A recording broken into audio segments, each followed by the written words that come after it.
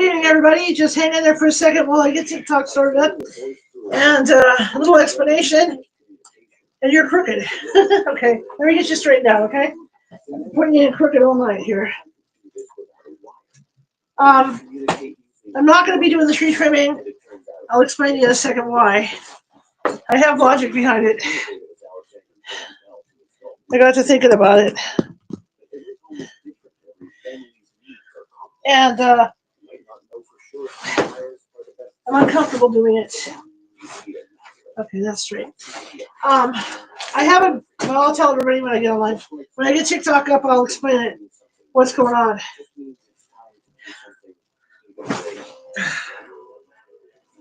You're still crooked. No matter what I do, you're crooked. I need to pull you over to, okay.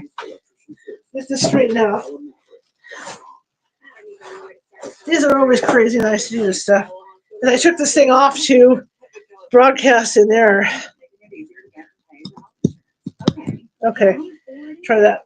I took this thing, I moved the tripod head off to broadcast in the other room today. Okay. Hopefully I won't knock that on top of my head today, like I did last night. Close enough. Okay. He's screaming right now. So, okay. Try to get TikTok a little closer. Okay, so here we go. I'm going to go live on TikTok, and then we'll talk about why I'm not doing the Christmas tree for a second.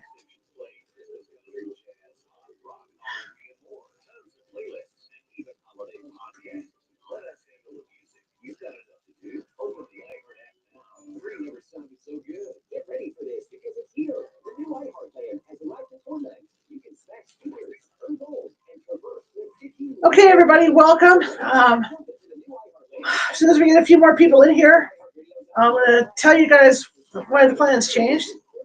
Welcome. We're going to be working on trying to finish off our Lego Christmas tree tonight. How's everybody doing? No readings tonight. Going to have another fun night, just relaxing, doing the Lego Christmas tree. Welcome, everybody. Welcome, welcome, welcome.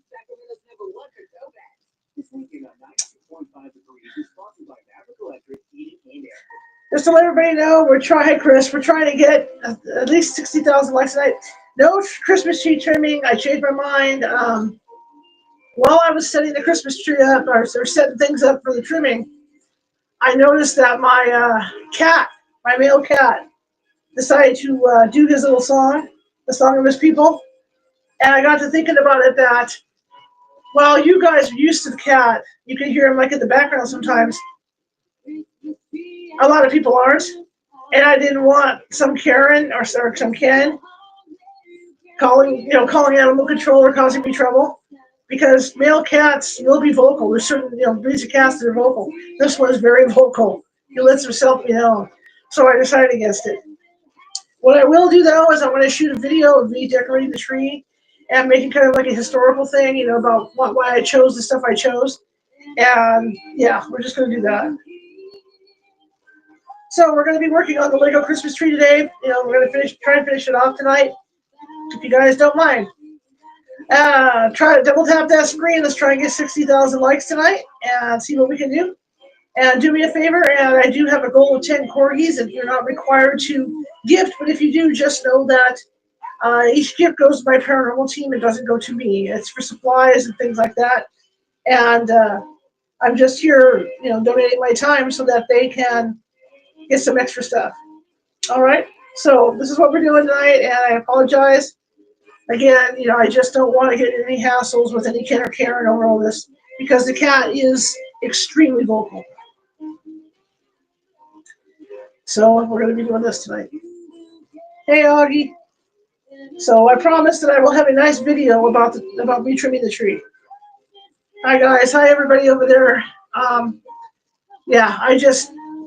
Okay.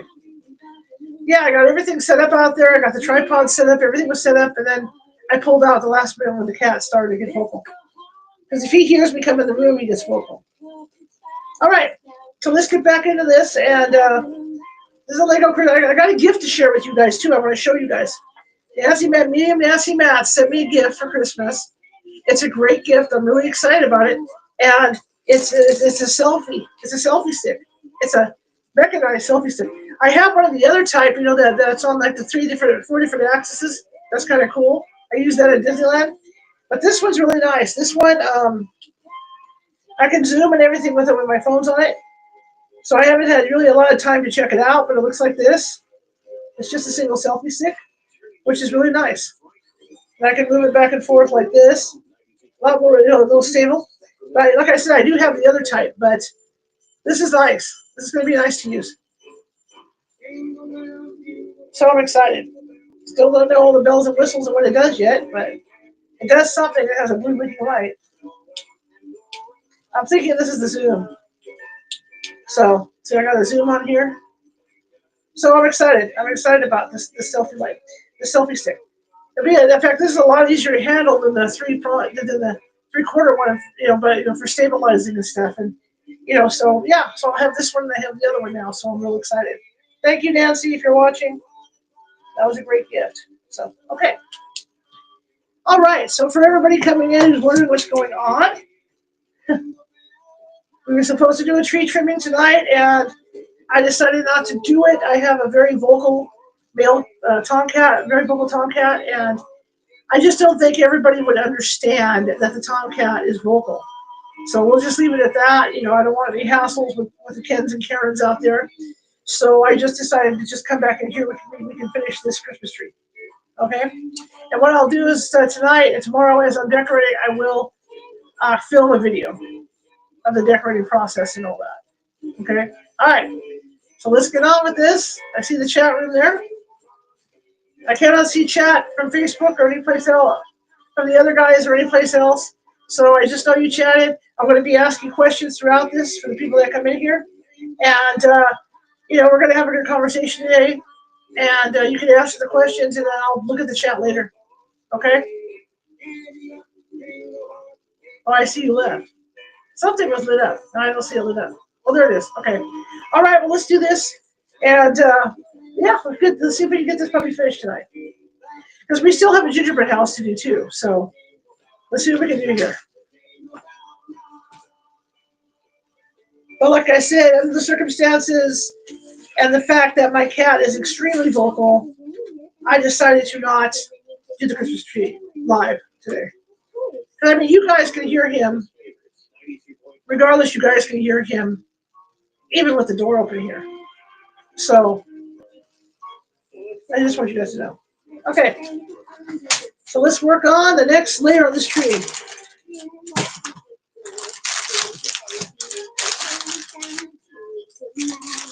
I believe that's banana. Okay. And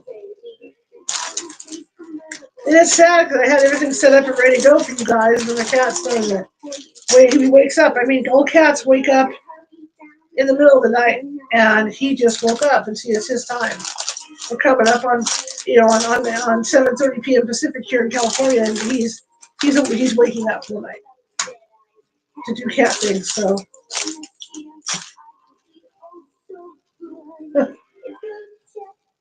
So thank you for your cooperation and patience. This is why we're not live on the tree.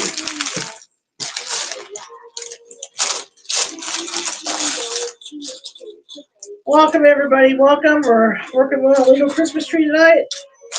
Trying to finish it off. We had a good start last night, and I'll show it to you guys. For you guys that are new looking at this, I'll show you what we've done already.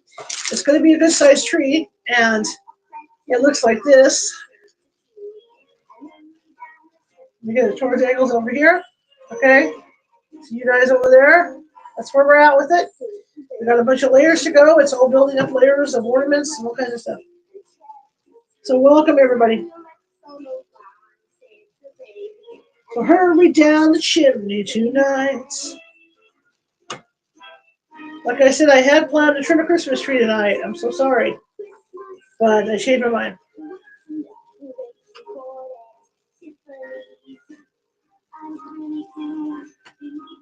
Oh, who's got cats out there? Who has cats? Who has cats out there? If you have cats, you'll understand because there's always one cat that's very vocal. That would be my Tomcat. And I'm just not going to have him screaming during the, during the tree trim. So I will do it myself tomorrow.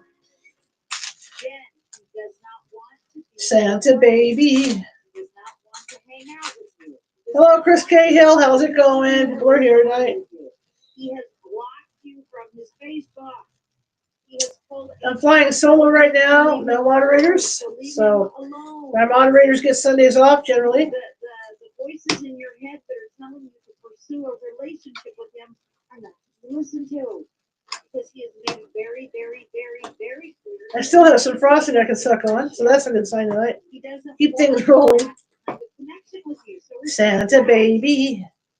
For whatever reason, that is not his desire. We all have the right to decide. If anybody, welcome everybody. Welcome to my live. We're building a Legos Christmas tree tonight. Two of those. For everybody else on the other networks, we were supposed to build. I was supposed to put together a Christmas tree tonight, but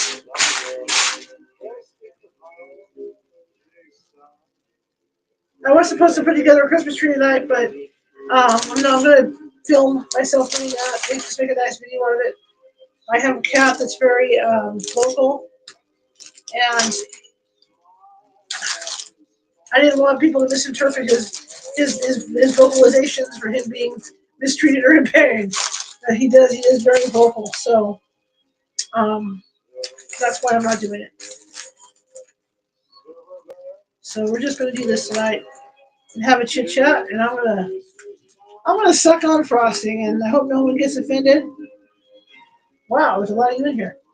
I hope no one gets offended. I'm gonna be sucking on frosting tonight. I'm gonna be sucking on frosting and just enjoying myself. We're building a Lego Christmas tree, guys. Welcome everybody. We're trying to reach 60,000 likes, so double tap that screen, please.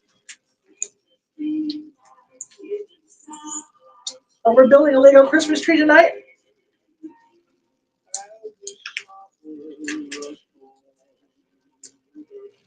As part of Christmas holiday, and that would be vanilla frosting that I'm eating. So here we go. Keep track of what I'm doing and where I'm at with it. In fact, I'll try and bring this stuff so you guys over here can see. There we go. Yeah, there we go. Now we can work it out with TikTok. You guys can see, TikTok can see. Okay. It's Christmas time in the city.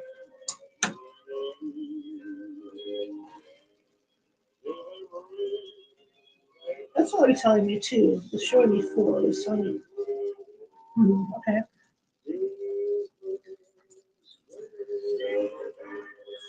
These layers are going to get smaller and smaller and smaller on here. Let me get my light out so I can see what the heck I'm doing. Okay, so we're going to go like this. Anyway, welcome everybody. Hope you all are having a great holiday so far. No readings tonight, not till tomorrow. Back to readings tomorrow. At least we have this to do tonight. I mean, I could have started the gingerbread house too, but like I said, I was gonna. I'm gonna show you it right. Yeah, I was gonna trim that tree, but then when the cat started to yell, I decided against it. Thank you for the follow. I appreciate it. If you guys could like, follow, and share, that would be great tonight.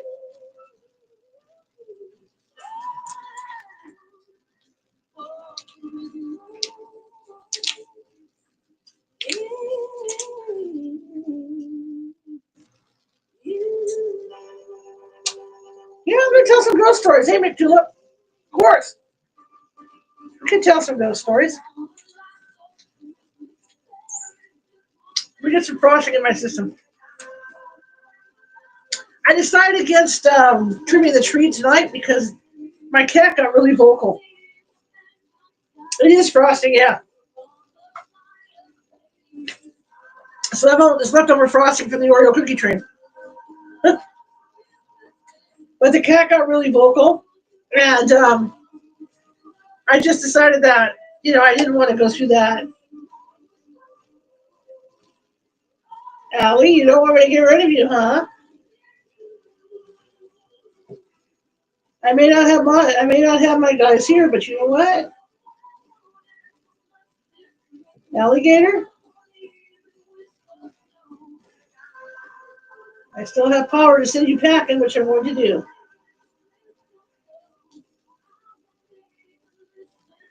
There you go. See ya.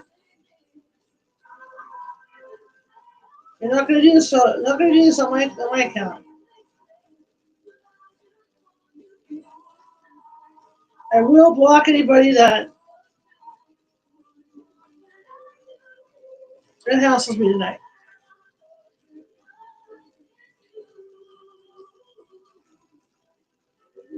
Oh, because I was setting the thing up to do it. I had everything set up. I'm good, Sarah. I was setting the thing up, and my cat got really vocal. And I know you guys understand cats. There's a lot of you that understand that cats can be vocal, but there's others that don't. And so I didn't want to have to go through this where somebody decides to call in on me or something because they think I'm mistreating my cat or the cat's sick or something, because the cat's not sick. The cat is very vocal. So I decided not to do it. I'm going to go ahead, though, and record myself decorating for you guys. All right, next step. Here we go. Okay, if anybody's negative and mouthy tonight, I will block you. Well, that's the thing, but there's people that don't understand that. There's Kens and Karens that don't get that, and this one's very vocal. So I decided not to do it. It wasn't worth taking the risk. Good stuff.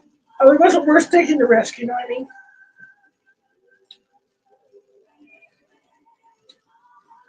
So I need 2 gold things.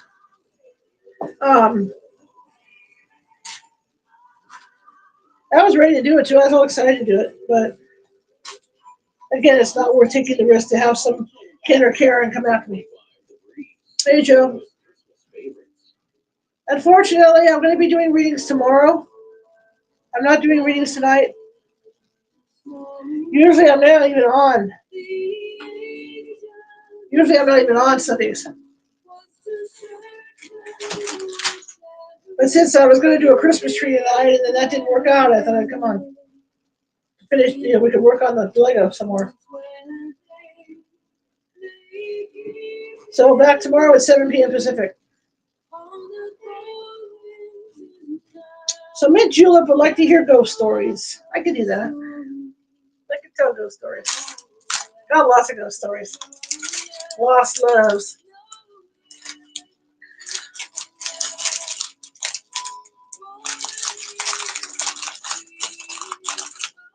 Hey, that's not what I'm looking for.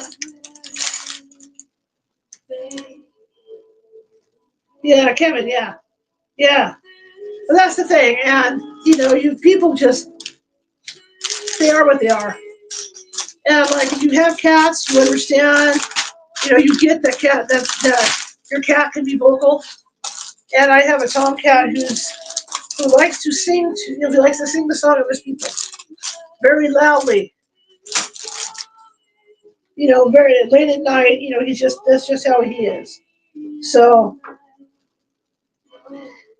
I just didn't want a chance that some Karen or Ken would, or some Karen or whatever would, and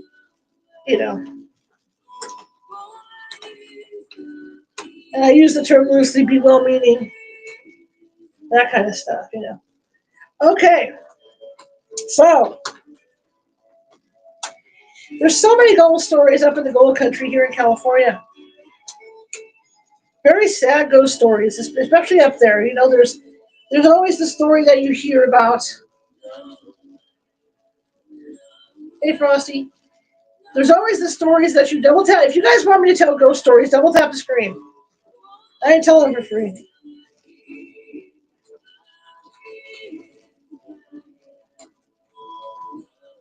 But there's so many stories of lost loves. Thanks, guys. Of lost loves. And very sad ones too, where there's you hear it more than on even at different haunted locations where the loved one is waiting for someone to return from the battles, or they're waiting or from the war, they're waiting for someone to return from the mines, and you run into that a lot. And the Gold Country is no different. There's one in particular, the Murphy's Hotel, where we like to do a lot of ghost hunting. We love the Murphy's Hotel. And it's burned down. It's like a lot of typical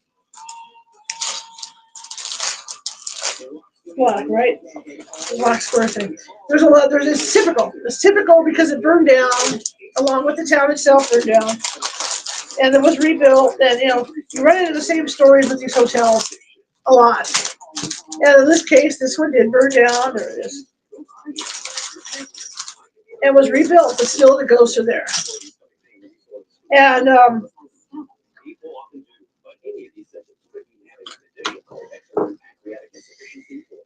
there's a particular room where there's a woman, the ghost of a woman.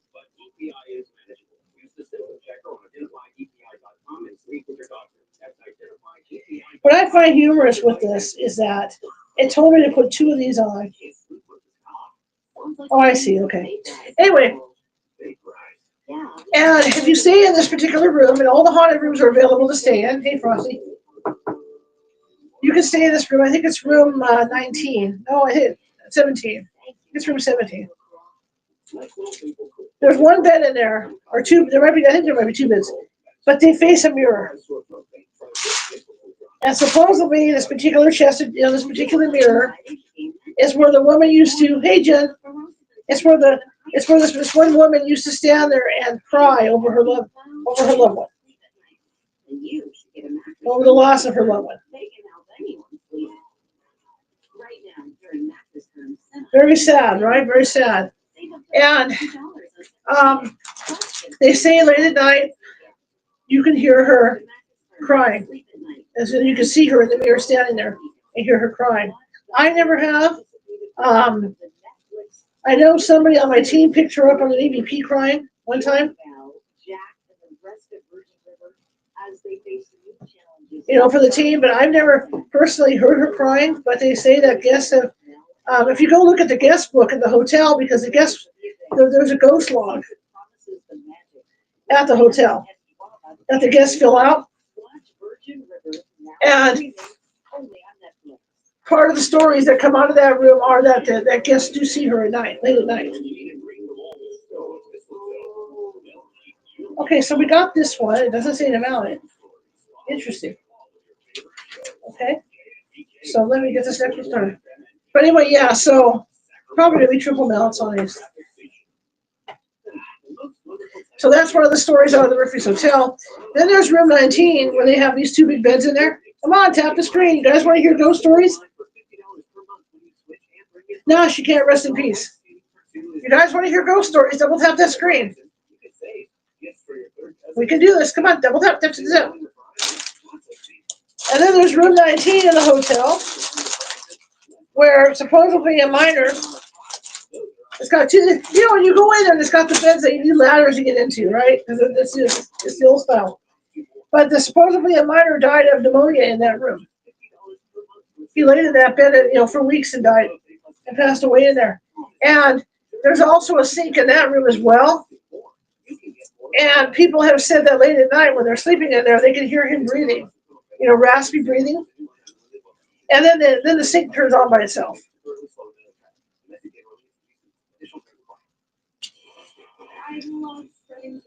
Yeah, Fred, nobody knows what happened to, going back to room 17, nobody knows what happened to her lover to this day. Whether he was involved in a fire or mine or whatever, he just made some money and left.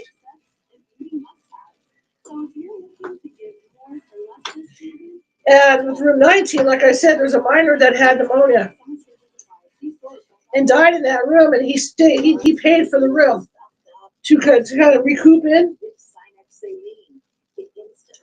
and he laid in that bed till the moment he died.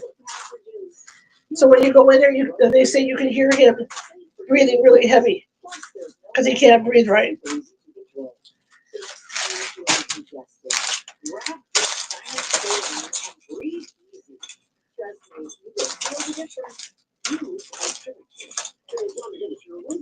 Hey, Malicious, what's going on? That's the other story. Every room just about has a story. What's interesting about this hotel, and that's one of the ones I think we're going to take you guys to, we are making a Lego Christmas tree. It's kind of a cool project.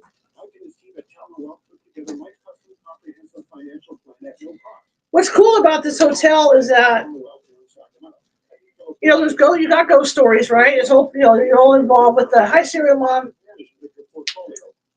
A little change of plan tonight, you guys.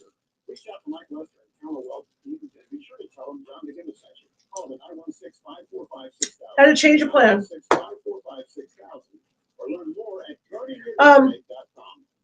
Is that when you walk in, when you get upstairs, the historical part of the hotel. When you get into the historical part of the hotel, they have the names of the people who stayed in the rooms in this section of the hotel. And it's very cool because when you look at the names, thank you for the gift, thank you. I appreciate it. Thank you so much. Thank you for the heart me. You go in there and you look at the names on the doors of the people that have stayed there, and it dawns on you that a lot of those names were people that went down with the Titanic.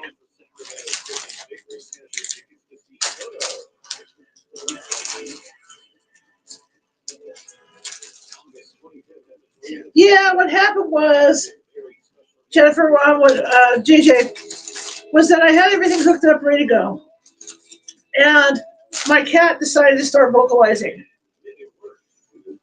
So, I mean, he got really, really loud. And I know, like, a lot of you guys know who have cats that this is what cats do. But there's also, there's also people out there that are looking for anything to call you, to get you in trouble. And so I didn't want to have any problems with some Karen or Kenneth or Kevin. You know what I mean? So I decided against it. So I'm just going to shoot a video. I really wanted to do it too, but with the cat acting up like he did tonight, I just didn't want to take the risk of getting into a problem with somebody. Because there will be people that will call. Anyway, so yeah, if you look on the doors of this hotel, this Murphy's Hotel, the doors up in the historical section, you will see names up there, and John Jacob Astor. These are people that were on the Titanic. So they stayed there. But the most important person, I mean, they're all important, of course, but the most important and most relevant person that stayed there was someone you guys would know from history.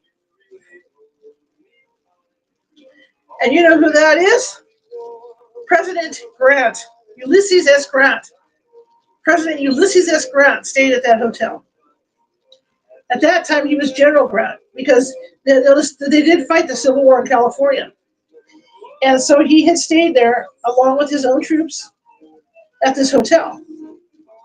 And what they've done, hang on while I look and see what color I think they're white. I think they're candles. And what they've done is they have glassed his room off to preserve it. It's a big room. It's got a piano in there and all kinds of stuff in there. But they have glassed it off so you can walk up there and actually see the room he stayed in. And I think you could actually, if you have the money, I don't know how much it is, but I think you could actually stay in there as well, as long as you don't mess up with the antiques right here. But he stayed there. And what I found out later on with this hotel, too, that was unique is they've got a ball. Another man that stayed in this hotel is Mark Twain. And He has his own area. They also have a ballroom in the hotel named after him, the Mark Twain Ballroom, up on the second floor. And it's a very active room. Okay, and the story is that they won't the drapes will magically open and close by themselves. The staff will go in there and tie them shut because they still have the old ties on them. The staff will go in there and tie them shut, and then when they come back, they're all open. Right? They don't know why. They don't know who's doing it. They hear voices in there. The power will fluctuate. Um, that's just a few other things that go on there. When we were there,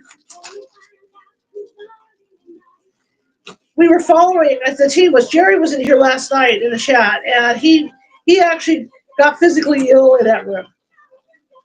Another investigator I had also got physically ill in that room.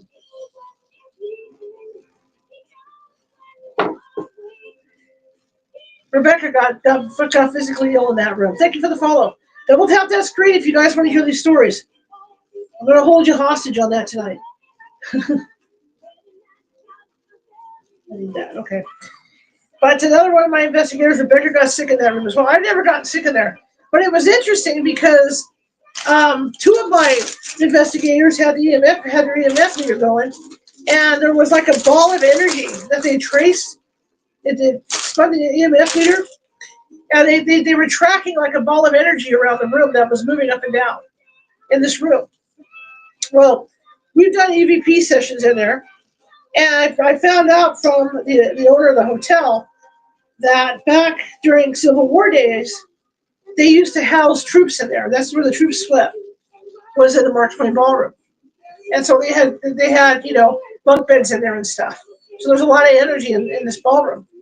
And so we get really good EVPs out of there. I mean, you get really good responses.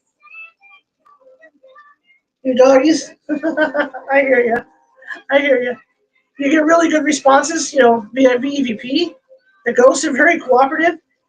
Karen Clark, who was our lead psychic at one time out there, there was one particular ghost named John that waited for her and would talk to her directly. And we were out there one night. One year we were doing a conference over there, and we all stayed in one room, and we decided to go down around 2 in the morning to do an EVP session. And we actually picked up this John, but the thing is, when we picked him up, on the recorder, black and brown, it sounded like Karen's husband's voice. And I told Karen, I said, I think you need to call your husband. Maybe he's sick. Maybe something happened to him. But it sounded just like his husband. And she said, and this was Karen, and Karen has a unique style when she's talking to these ghosts that she knows. She's a medium, or used to work as a medium, rather. And she says, "I love you, John." And then you hear this voice come back, sounds just like her husband that says, "I love you too." It was creepy. And so I said, you better go call him. Go call your husband, see if he's okay, doppelganger, whatever, but let's go call your husband. And so that happened. And like I said, we've got multiple really good EVPs in there, really good responses in that room.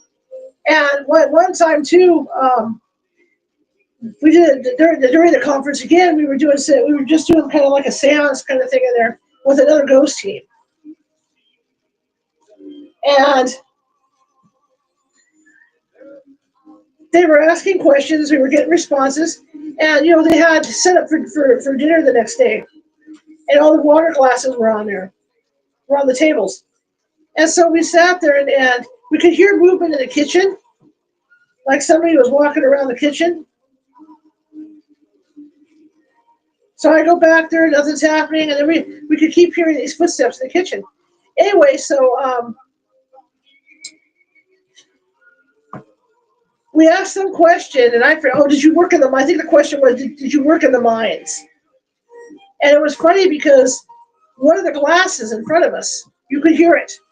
All of a sudden, you could hear a ping, ping, and that's what the recorder picked up. So I guess that was our answer. did you work in the mines? This person was a miner, and they peed in the glass, which was kind of cool, you know? I mean, that's the kind of responses you get in that room. Now, I got an eerie story for you guys. You can believe it or not. I have it on video. I'll have to show you guys one day.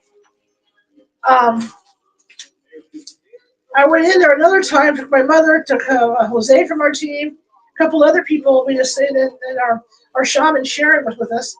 And I decided to do well, kind of like a seance around that in the Mark Twain Ballroom again. But what I did was I took motion detectors and I set them up like 10 feet away from the 10 feet away from the table, all the way around, because I wanted to see if I could see the ghosts coming and going, because they would go off. And so I did that, and I had a camera on the table. I was filming Jose. I also had a regular camera set up coming the other way, infrared. And while Jose is talking,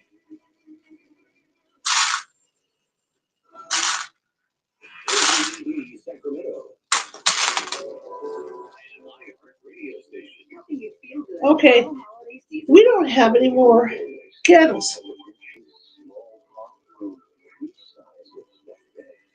There's no more candles for this. Hang on, we got a problem. They didn't give us enough candles. There's a bag missing. There's got to see if there's any more somewhere. There's no more candles, you guys, for the tree. Whoa, that's not good. We can't finish the tree. Well, that's good. Ain't that just nice? Unless there's a box missing. There's no more candles, you guys.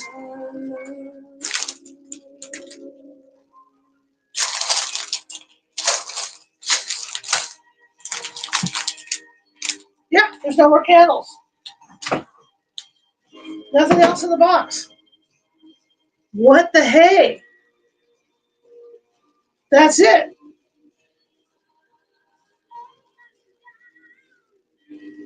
There's no more candles.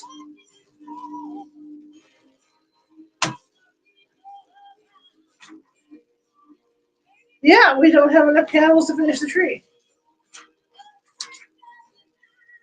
Holy Toledo. Yep.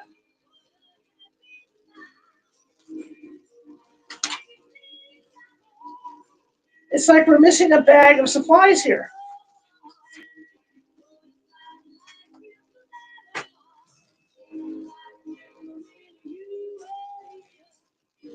My friend bought it from a QVC.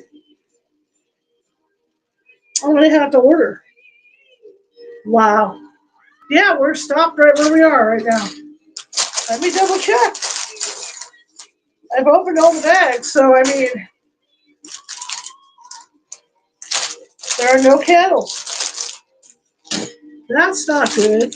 Yeah, that's it then. There's like no candles at all. I thought we were short on parts. Look at that. There's nothing. There's no candles. We are stopped. Yep, we're short candles. Wow. And I opened up everything. It's all should be in this thing. I've got like 4 or 5 more layers of this tree to make, and there's no candles. I just wonder what else for short. Wow, that's it. Let me look on the floor. Maybe something fell I wasn't aware of. That's crazy. I mean, it's happened before, right? When you drop parts, right?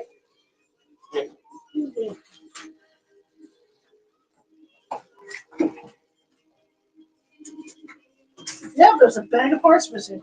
There must be another small bag that's missing.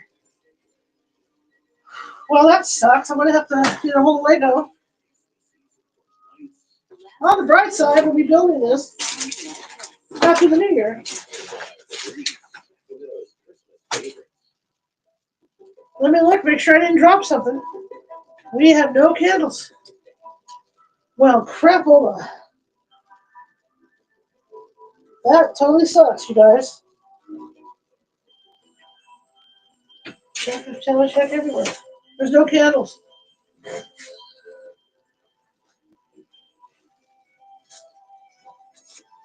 Nope. There's like a bag of candles missing, which means there's probably other stuff missing.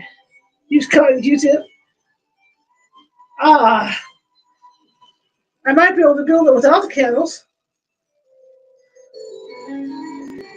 See how many layers we have left. Wow. That's not cool, which means we're going to be short ornaments too. I don't know what we're short of. See how many more layers we got. Let me double check, make sure I'm not losing my mind here. I'm going to have to write a letter to Lego, and then I'll have to write back. Tell me we're short. Got me a whole thing of candles. So count the candles we're short. So here's the tiny bag.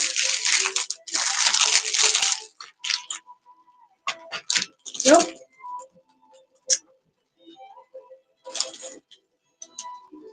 Okay, that's what we have left on this thing. Yep, run of candles. Okay, so, all right, so we left off on this step here. This is where we left off. And then mark my page. So that's 4 candles there. Wow, I wonder what else we're short. Okay, there's those 4 candles. That's the ones I was working on. Let's see what we got.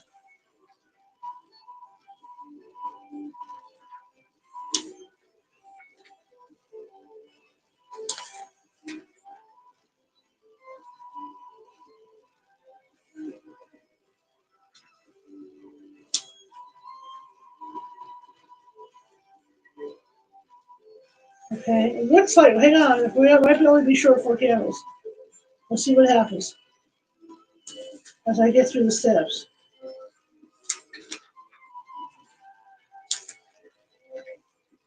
Looks like we're short 4 candles. That's what we're short. So I'll build it without it, without the 4 candles, and we'll continue. And then I'll have to get a hold of Lego and replace them. That's all. Tell me what's going on. Because how many candles? 1, 2, 3 levels of candles on here. 3, yeah. So there's 3 level right there. How exciting is that? Hang on a second. We got 1, And 2. the baby born. Oh my goodness, you just had 3. I thought you meant Okay, I'm going to build it without the candles. We're just going to leave it be. And then I'll get a hold of Lego to order the candles, the little candle things. Because that's what I see going on here.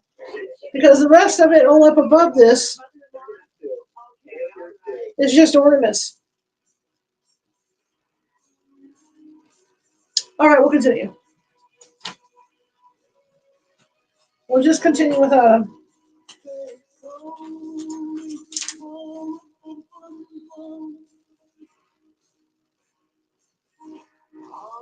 does it want me to set this on here now? I'm seeing this. We're at 109. Maybe we have them all on. Hang on a second. I'm confused. So 110 is showing me.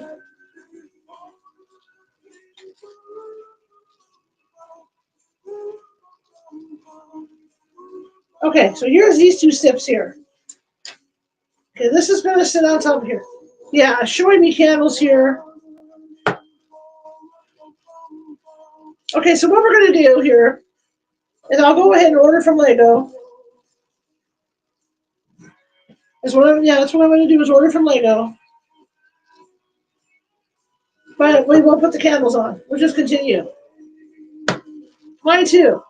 So here's what you're going to do. Okay, so let me get back to my stories, okay? That's what we'll do. We'll just continue on. I don't see any more candles. I see a build-up, but I don't see any more candles. So I'll just order 4 candles. I'll just let Lego know I need those parts. Okay. Then we'll finish. We'll probably finish after the new year. It usually takes about a month. All right, let me start another one, another layer. So getting back to the Murphy's Hotel and what happened. So we were there with Jose. Jose was sitting across from me. And like I said, I decided to put motion detectors up so that I could tell when the ghosts were coming and going. And it worked really well. You could tell when they came in, as they were crossing through and the psychic was channeling them, you could tell. It was pretty cool. So Jose's sitting across from me, and I got 2 stories about this happening. And while I'm watching him, the particular video cameras I use are old, but they used to be broadcast quality for the public access stations, which is where I trained for my video work, right? And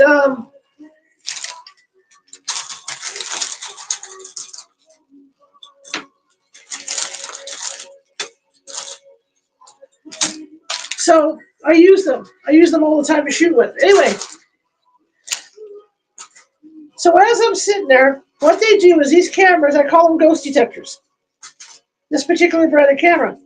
And what they will do is when a ghost is present, they will get blurry because there's a drain on the battery. Thank you. Thank you for the heartbeat. Double tap that screen, guys. I'm telling ghost stories. True ghost stories that happened to my team. Anyway, so what I will do is I'll use that camera. Anyway, so I'm watching Jose, and he's calling out the EVP session. Is anybody here with us? Yada yada yada. And all of a sudden, I see him get blurry. And when I officially get my website back up, you guys are going to see this footage. And I said, you hear me on the recording? I say, Jose, you're blurry. And he says, I know, but I don't feel well. And at that point, Sharon, who's off to the right of me and the right of him, at his left, says, it's Grant. It's General Grant. It's General Grant. You can't make this stuff up, guys, I'm telling you. She says, it's General Grant. At that point, Jose says, sir, all due respect, you do not have the right to interview like this. You do not have permission to do this.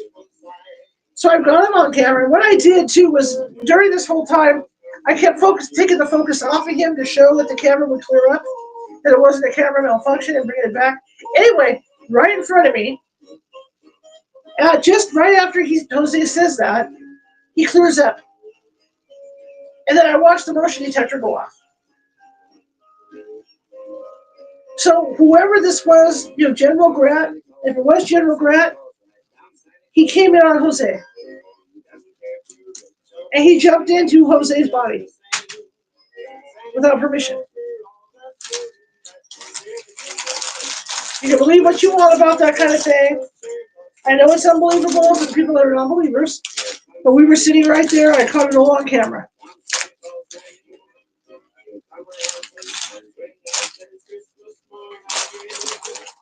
And to back that up for you guys, I was on California Haunts. Started out as a TV show for public access. That's what we were doing. I was filming for public access. I was filming a travel show called California Adventure. This is before Disney built their park. Thank God, I wasn't sued. But this is before Disney built their park, and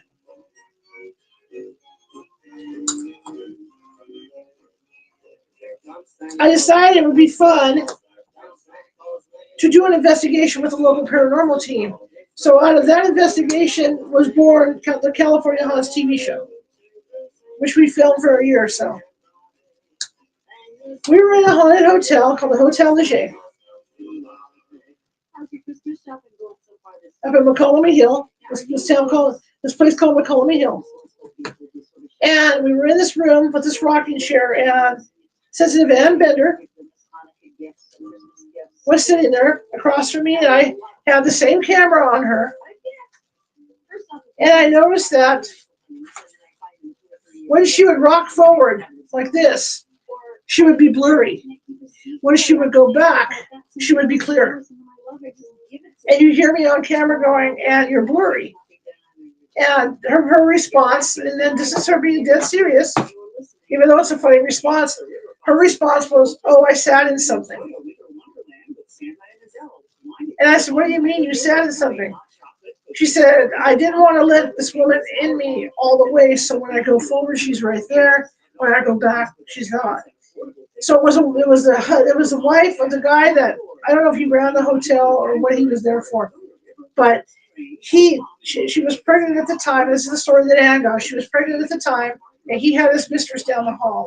So she would sit at the window, just kind of looking out and rocking back and forth in a heart wrenching thing, right? It was a heart wrenching thing. But we spent like 20 minutes, and again, I'm focusing off of her to show that the camera clears up, and then I'm focusing back on her to show that when I focus on her, because when she's back, it's clear anyway. But when she comes forward, she's blurry. So people could argue, oh, it's motion blur of her coming forward. No, because I'm focusing at both times off to the sides to show that it's not that. You can see the focus change immediately as I'm moving the camera. So it's not motion blur. But we had a good 20 minutes of that. Then later on that night, I was sitting in the hallway. And let me make sure I'm getting the right color here. I was sitting in the hallway. And they had gone down the hallway. They didn't want me to go in the room for whatever reason. So I thought, okay, fine. Everybody went down in this room down in the hallway.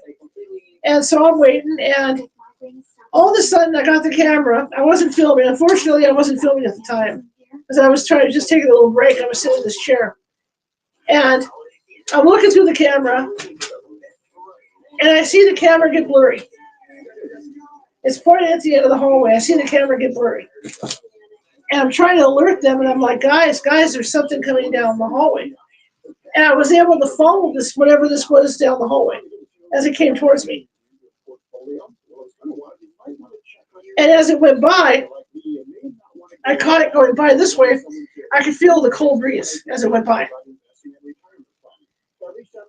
And so when they finally came out, I said,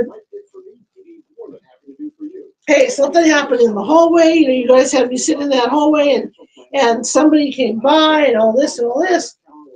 And they said, yeah, it was her. This woman was really angry going down the hallway trying to get into that room while they were down there. Okay, so later on in the night, after we were done investigating, we decided, because Anna and I are both photographers, so we decided to go to the hotel and start taking some photos. This is like 3 o'clock in the morning or something, that we're walking around out there. And she had left she had a tripod with her, low light photos. And she had a tripod with her. And she had set it down to take photos down this hallway. And I'm standing there with her. And remember, I've been a psychic medium all my life. I just don't use it like everybody else does. Of course, I'm doing readings now, so obviously I'm using it.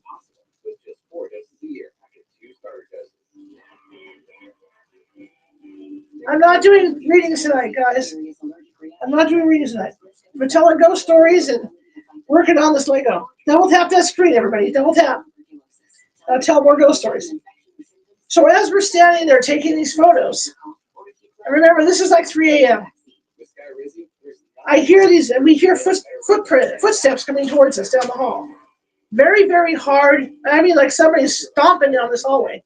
So I'm thinking, well, maybe somebody's up in one of the bedrooms. It's an old hotel, right? So maybe somebody's up. They're going to go to the bathroom or something, and they're up. And so I'm waiting for somebody to come out the door, because we were trying to be really quiet, to not bother anybody that was sleeping. And excuse me while I take a hit. Okay. And so the footsteps come towards me, and I'm standing off to my right, tripod's in front of her. Footsteps come towards me and stop. And they were angry. Boom, boom, boom, boom, boom. Boom, stop. What I saw in front of me was a woman, about 4'11", and she was mad. I mean, she was really mad. All I saw was just a quick glimpse of her face.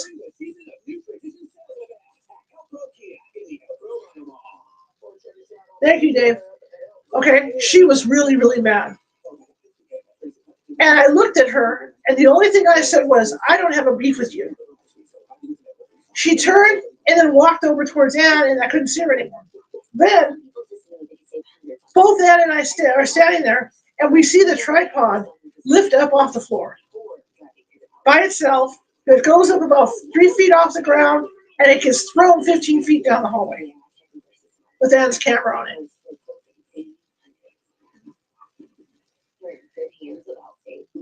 That was crazy. Right in front of us. Okay, let me turn it down. Usually I have the headphones in. Hang on. I'll tell the story again. Let me turn this down a little bit. Oops, wrong. Turn this down. This is it. I just didn't have the headphones charged because I wasn't going to do this tonight. So I didn't charge up the headphones. Okay, so anyway, like I said, we go down. I'm going to tell it one more time because you guys may not have heard it well. This is after the investigation. Ed and I are both photographers, so we decided to go take some photos. This is like 3 a.m, some ambient photos. So we decided to go take these photos, and we're walking around the hotel, snapping away, doing what photographers do.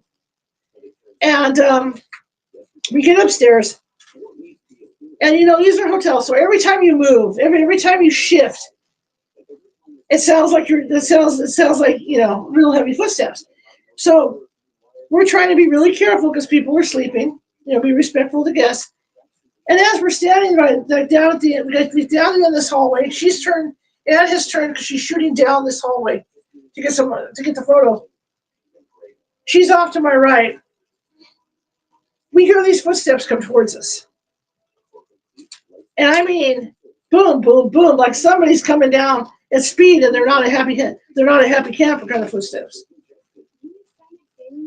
And it happened really fast, right? And like I said, I've been a psychic medium all my life. Grew up in a very active house. So I don't use my abilities like out in the field a lot. Okay? I use them for readings now. And these footsteps come and they stop right in front of me. Right then I see a woman's face. And all I see is the face. I can still see the face to this day. It was a pale face, kind of like the porcelain kind of face that they had back in the 1800s, right? And she's looking at me, and she's only about 4'11", so she's not very tall. But she was mad.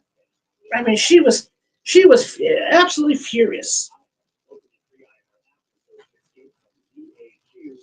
And I see her standing there, and the first thing I thought of when I saw her, she was so angry. I went, I have no beef with you. Right then she disappears. I hear the steps move on over towards Ann.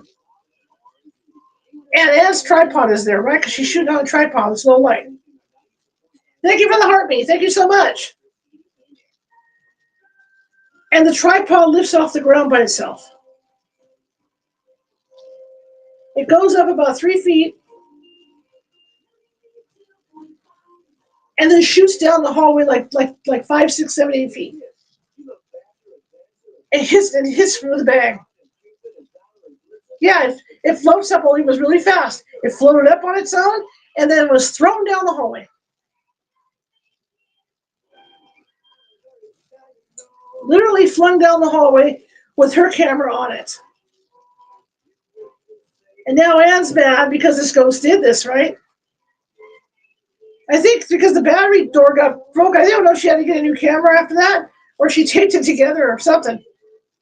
But I think she taped it together for the rest of the night so we could take pictures.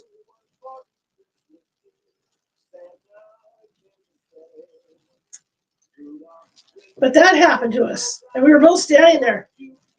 But what got me, I can still to this day hear the angry footsteps coming towards me, and I can still see this woman's face and how angry she was at us. Because she was really angry that we were there. But when the footsteps are coming down, I'm thinking, well, maybe somebody's up. Somebody woke up, has to use the restroom, they're just walking around. Something like that. That's what I thought. And obviously it wasn't the case. But yeah, the tripod went flying across the room.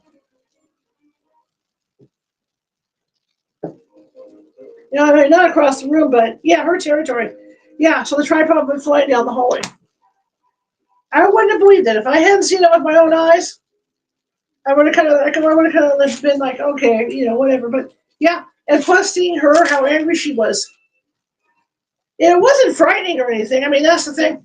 It wasn't. She didn't scare me or anything, but it was like she kept. It was like it was like, okay, I don't have a problem with you. Why are you coming at me? So that's essentially why I told her. Why I told her, looked at her, and told her I don't have a beef with you. And then she turned her ire on the head for that one.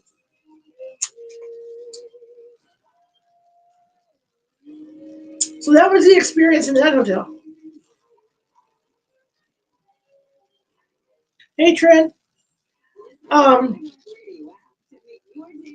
the other experience, I'm trying to figure out what they want us to hook up here, is this one. The other experience that we had, one of them, the one at Opera House, was fascinating that we had too. Since there's no candles on this, it's just, I can just kind of aim it. The Woman Opera House is a very active place. They actually give tours there, not ghost tours, but just regular tours for people to go through that place. If you ever get to like the California, that's a must-see place. It is on the register for haunted locations. It's on the state register for haunted locations. And double tap that screen and share, you guys. Double tap that screen and share. A lot of experiences there. Tons and tons of experiences at that place. Very active place. Um, there's an opera singer, a Polish opera singer that performs there, and no, that performed there, and still performs there. But she also performs at different theaters around California and all over the U.S. And her ghost has been seen in a lot of different theaters. There's a theater here in Sacramento as well, another theater that she has been seen in, and that was where something really different happened, because I always wondered if a ghost knew or recognized people if they were at different locations. If they had that capacity to do that. And I found out I got my answer. Over at Sacramento Theater Company, again filming for the show.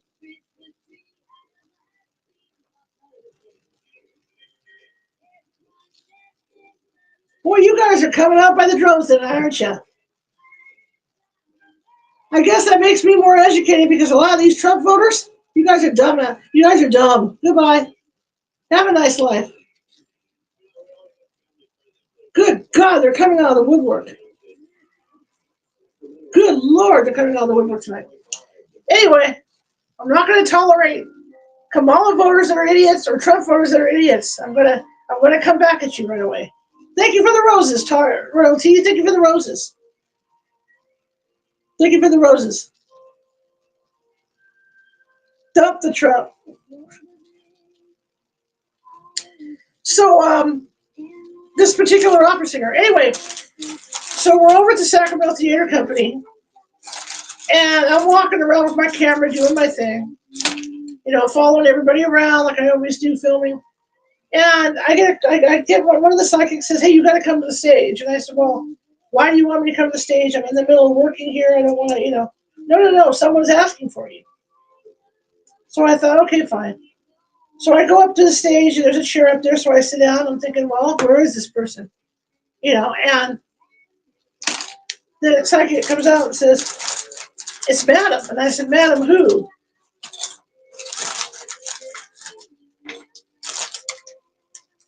Okay, I want to make sure something before I get too involved with this, guys. Hang on, okay? Let's make sure that, because we're running low on parts. I hope we have enough parts. It's getting dangerously low. Yeah, she said, "Madam's looking for you." And I said, what do you mean Madam's looking for me? What are we talking? What are we talking about here? Madam's looking for me. No, Madame Francesca, the one from the Opera House. So ghosts do, and this is something I learned working with the Opera House and then, following Madame Francesca around, that ghosts do recognize you. If you go to a different location, the ghost will recognize you. And this is how I learned it. And so this is the thing. She wanted to see me because she recognized me from the Opera House, which was kind of cool. Yep, we're building a Lego Christmas tree tonight. Anyway, we'll go back to the Woodland Opera House, okay? Lots happened there, so we'll talk about that. We shall discuss the Woodland Opera House. So anyway, so I'm filming. This is my first time out with a paranormal team ever. I have never been out with a paranormal team before. And one particular psychic was a channeler. You guys know what that is, right? Think about Ghost and Whoopi Goldberg. And she was very unique because she would just channel. She'd be walking across the room, and then all of a sudden, hey, Mick. And all of a sudden, she would just change personalities on us. And I had to get used to it. I made a joke out of it because it scared me at first, because she'd be walking across the room, and then her voice would get lower, her mannerisms would change.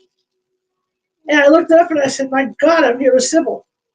And once I got used to her, it was great. Loved her to death. Oh, yeah. Legos are awesome, dudes. Legos rock. So we're upstairs, and one of the things we do, and one of the practices I have as a paranormal investigator, is that I listen to my psychics when they're out there. Because if one of the psychics says, hey, take a picture right here, take a picture right here, or take a picture off to my right, they're standing right here, I want to take that photo. Because generally, we're going to pick something up. Okay, more times than not, we're going to pick something up.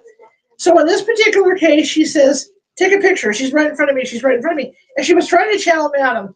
And what she was doing is they found a prop shawl or an antique shawl, put it over her shoulders. They were trying to, they were trying to talk with Madam. And so I said, okay, fine. So I got the cat. I started taking pictures. And when I went back to look at the photos actually had blotches in front of her face right where she said Madam was. So there's white blotches, which were really cool, because that's where she said she was. She was really a gifted psychic, psychic medium. So the investigation continues, and we're still up there. We're talking to what we think is Madam. And as we're talking to Madam, I hear something, we all hear something drop and roll on the floor. Right? So we're thinking, what is it? Because nobody dropped anything and we're standing upstairs. So we start looking around. And right around where I'm standing, there's a single pearl on the floor.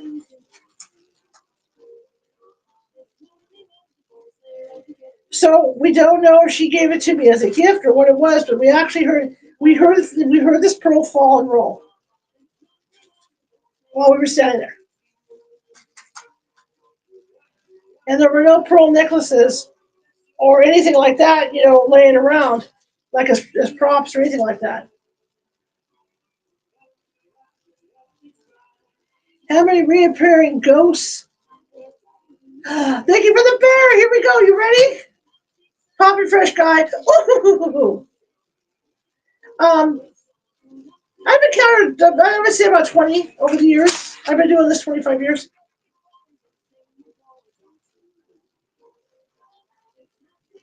Thank you for the heart me. Thank you for the heart me. So yeah, this pearl rolled towards me. Thank you for the gifts.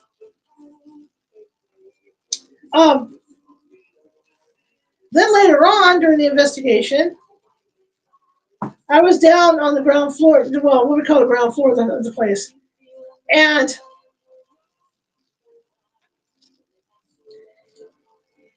the psychic Ann was coming down the stairs, and two psychics had said that people get like feel like they can't breathe going up the stairs. They feel like they're being pushed back, like there's some kind of resistance. And so they felt it was some type of stage manager or something or someone that was on the stairwell pushing people back that he didn't like.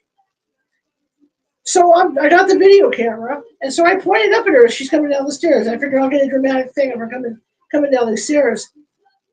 And she looks at me, and in this deep voice, she says, "No photographs."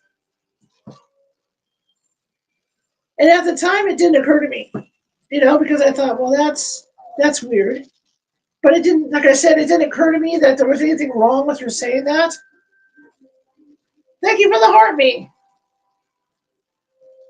What in the hell was that? Oh, a prayer. Okay, thank you. Like a prayer. There you go, like this. There we go. Look at the prayer. Thank you. So the other psychic that's standing next to me says, "Hey, that's not her." And that's when it hit me. Because it didn't sound like her because the voice was too deep. And it also hit me that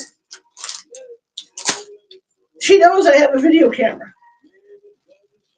Right? So she knows I've got a video camera. So why would she say no photographs? Thank you, Corinne. Thank you so much. Thank you. Right? So that's when it hits me. It was this ghost had jumped into her body.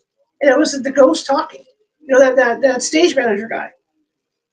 And yeah, because why would they say no photographs when she knows dang well that I had a video camera?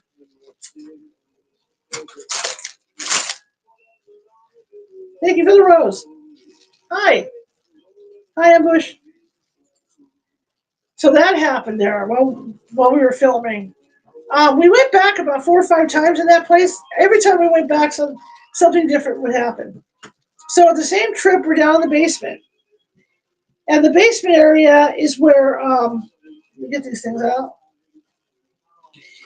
The basement area is where they would do their costuming and change between makeup and all that. Hi, Ambush. And so we're down there. Again, I've got the camera going. It's not the video camera this time, but I've got my regular camera. I'm shooting photos down there. With the video camera on a tripod. And Sabrina's down there. And she kept saying how the people were, she could see people at her feet. Meaning, when she looked down, they were like watching her. They were looking up at her while she was standing up there in a semicircle like this. And so I took a photo. I actually picked up an ethereal stream, and you can see it clearly. An ethereal stream right at her feet. Hey, Chris, what's happening? Change your plans tonight, buddy. Hello, everybody coming in. Welcome, everyone. So I picked up an ethereal stream at her feet. So that was kind of cool. Now, some history of the Woodland Opera House to give you an idea of what's going on there. Because that's going to figure into what I'm about to tell you guys. What I'm going to add story-wise to you guys. The Woodland Opera House was built in the 1800s. Like I said, it is a historical landmark. It's also a registered haunted place.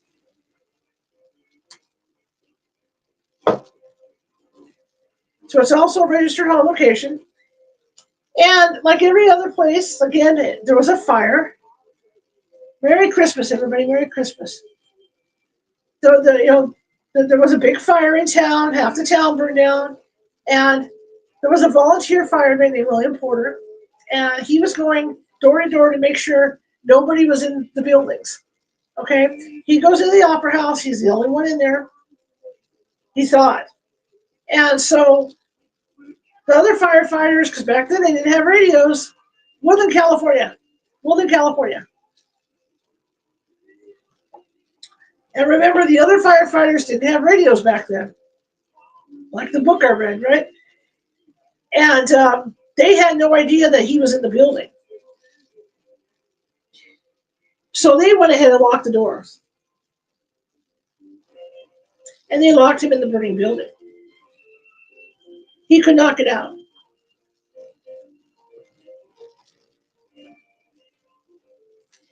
And so he's in there. He's burning up, right? He can't get out. He's dying from smoke inhalation. Well, in the meantime, I think he was up on the second tier looking for people. Yeah, from NorCal. And the floor collapsed and the roof collapsed. So he ended up falling into the basement and dying from a head wound.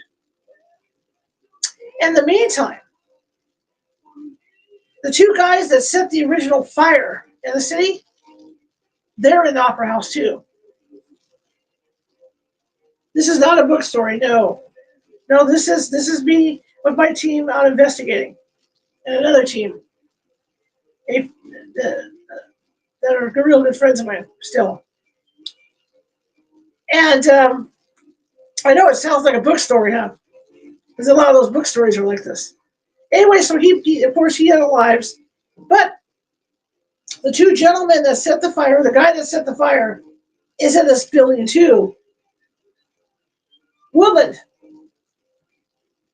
off Interstate 5. Woodland Opera House. So unbeknownst to him, the guy that set the fires there. Anyway, so the story goes that, it's like any other theater. Actors, when they act, and we're going to add that into actors when they are actors, don't like to leave the stage, right? They don't like to leave the stage. They still want to be there. So there's a lot of stuff that goes on there involving the former actors. Like I said, the Polish opera singer, Madame Macheska, still haunts the building, and all this stuff. So some of the stuff that happens, okay, let me digress a little bit. Some of the stuff that happens in this building is kind of kooky, okay? The main box office area is on the second floor. There's like 2 floors in this building. This building's like 3 stories. And the first story is where the offices are, I think. It's the lower level of the theater. There's a box office, and then upstairs is like a little refreshment stand kind of thing, an information thing. And there's an elevator. Well, the girls that work there, the women that work there, are forever telling the manager that the elevator keeps turning on and coming up by itself. And when the door opens, there's no one there. So that's always happening in there. Okay? So then there's reports, and I don't think they make any costumes in there anymore like they used to. And there's reports of, so there's one particular report where these ladies were doing sewing down in the basement area. And they sewed all these costumes together, and they decided to go to lunch. So they went and they left the building to go to lunch. When they came back, all the thread was removed from the costumes.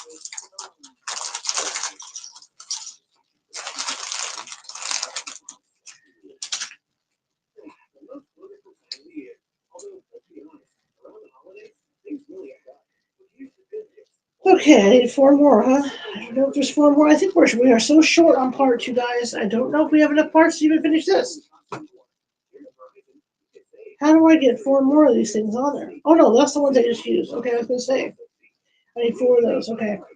Anyway, so yeah, those were the oldest thread was taken out of costumes, right? Another happening that happened there is there used to be a ladder next to the stage, when they were working on props and things. And the ladder would move all the time from position to position. But the biggie was that they had a piano. There's a piano on the stage. Or a piano below the stage. It's not on the stage. For accompaniment during shows. And the piano, to this day, will move. They'll leave for the day, head out. And when they come back the next day, the piano has moved across the room. Or across the base of the stage. So the piano moves. Hi, Lighty. Happy holidays, everybody. Another thing that'll happen is the lighting. They got a couple big like super triple, well, not I would say super triple, but big lights. And they'll come in the next day and all the lighting will be switched from where they had it set originally. Something messes with the lighting, You know, people have claimed to see a man up in the second tier smoking a cigar during a certain place that they put on there. So it's a really active place. A lot going on there. I am building a Lego Christmas tree. And the zinc-plated vacuum tube of a culture. Now I'm building a Lego Christmas tree. So now that you guys kind of know the history of the hauntings, there's a few things other things that go on there as well too. I can tell you that there's a photo circulating. I don't know exactly where it is anymore. That Ann Bender took. We were walking in for our investigation one day, and she had a feeling to shoot. There's nobody else was in the building at the time, and she got the feeling that she wanted to take a photo. So she shot a photo of the overall inside of the building. Thank you for the heart, me. Thank you so much. Double tap that screen, everybody. Telling ghost stories, real ghost stories. Hang on while I get my fix. Anyway, she takes this photo, and of course we all go home, right, for the day after our investigation. And I get this phone call. This is like 11 o'clock at night. She's beside herself with excitement. And I'm thinking, well, what's this about? She caught an apparition walking down the center aisle of the Opera House. You can see its clothes, you can see its shoes, but she caught this apparition. She actually had it published in a book somewhere. Of course, we go back to debunk it, and we're trying to debunk this thing. Couldn't debunk it. Couldn't reproduce it. So she got that there. That's another thing that happened there. Now, for me, shooting photos, I was down on the stage, and I'm facing stage left, which for the audience would be stage right. Okay, when you're looking at the stage straight, your right side would be stage left. This is how actors see it. And I was on the stage facing out, and I started to take photos. And I took it, and as a paranormal investigator, you were supposed to take like 3 photos in sequence, 3 photos in a row. Yeah, 3 photos in a row. And so I'm taking my photos. I took some multiple shots. Well, when I went back to look at my shots, I picked up a green mist out of the lower audience tier. And the mist was moving around, so I've got multiple shots where you can see this mist moving around in different sections out in the audience area. So I caught that. Another interesting thing I caught, and you can argue that this is a bug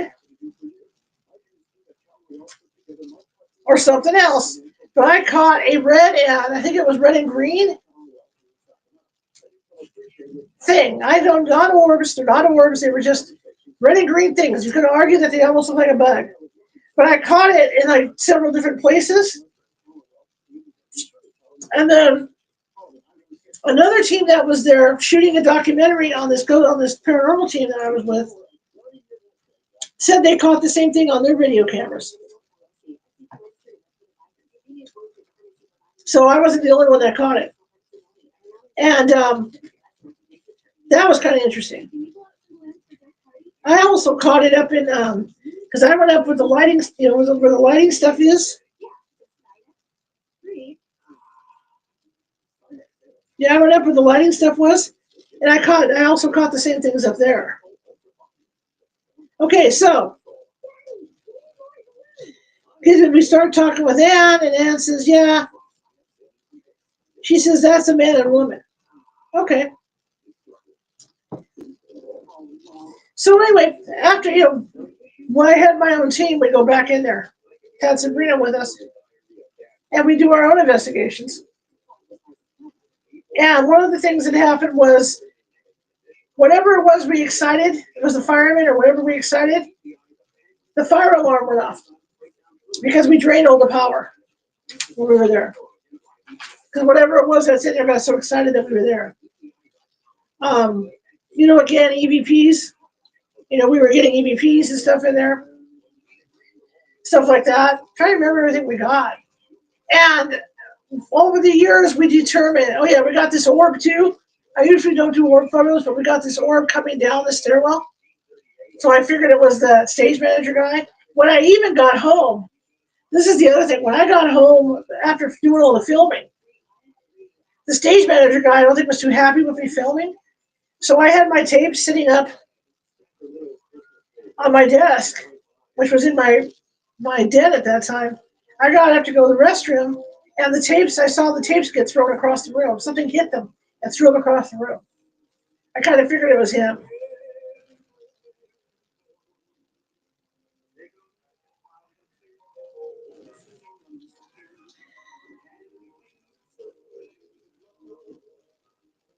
Sorry, I just did something weird. I just realized it.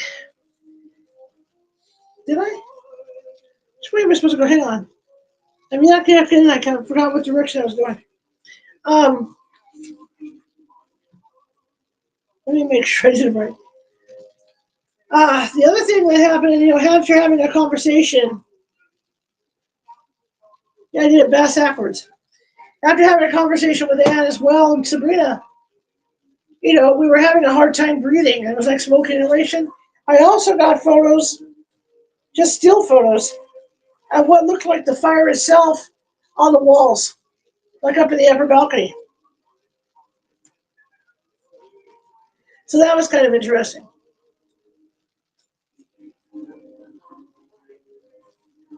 Um, anyway, after having this discussion with Anne, we were trying to see why this fireman was there. That the William Porter, why he's still, at the Opera House. And it turns out that he's aware that the guys that set the fire are there.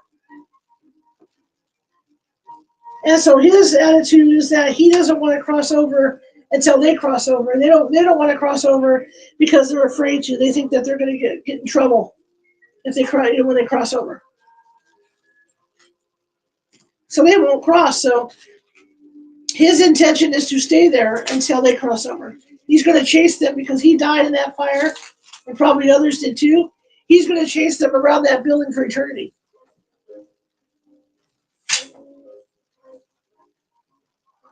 So it's kind of interesting. Now, there's another apparition photo that was caught in that place.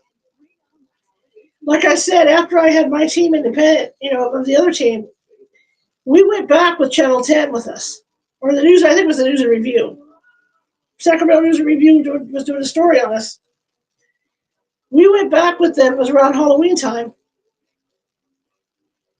And I set up the command center up on the second tier with all the camera lines running down, into the other tiers so that we can set up the cameras. And I have 200, 300-foot camera lines when I run them. And while we're up there, again, Jose's got his camera. He's taking random shots around the command center. I was sitting at the command center. And he caught the apparition of a little girl and a little boy sitting there watching us. Or they looked like they were either watching us or waiting for a play to start, but they were both sitting there. You could tell by the hats. Thank you for the likes, you guys. We're at 16,000. Awesome. But you could tell by the hats that they were sitting there. There was a boy and girl. And they're a great photo. It's a great, clear photo.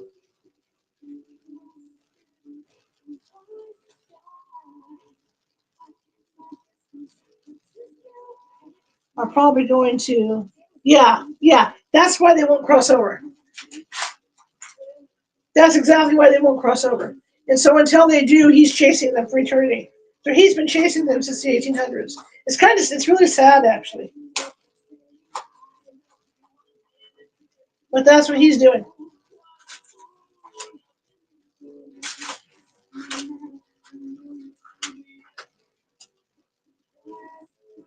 I feel bad for the guy, but he's bound and determined. But that's not the only building he haunts, too. He haunts the Rexall around the corner.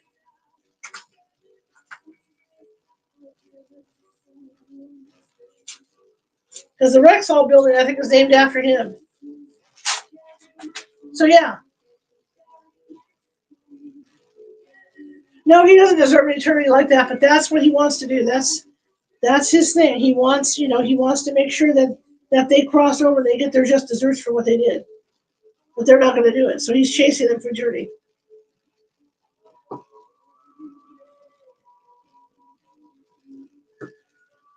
So if you go in there and try to get him to cross, he won't cross. He'll refuse.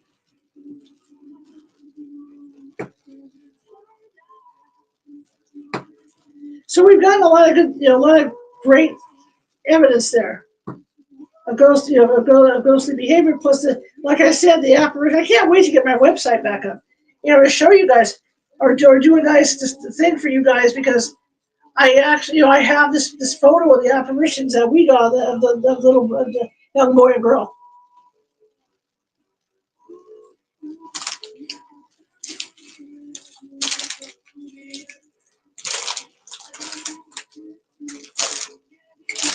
And it was just fortunate that the newspaper was there, but that the News and Review, the magazine was there with us when we got it.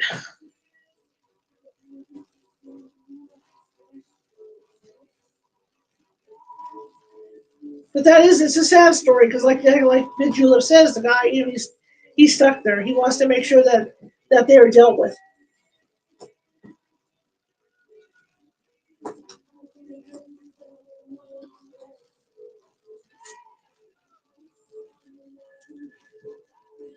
But I'll have to show you the picture of the two little kids. That's that. Like I said again, Jose. That's a Jose thing. He got them.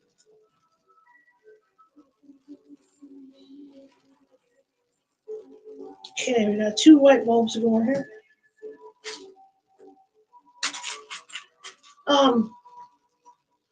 So that's the one at Opera House. There's probably stuff I've forgotten about because we've gone we've gone so many times. But that's pretty much that in a nutshell. They do tours there, but I don't think they're ghost tours. I think they're just tours. But they do take people through there on the weekends.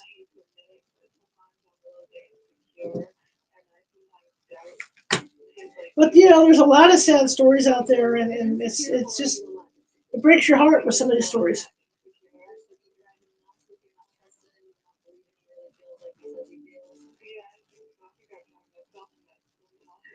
Let's see. We want to go this way with it.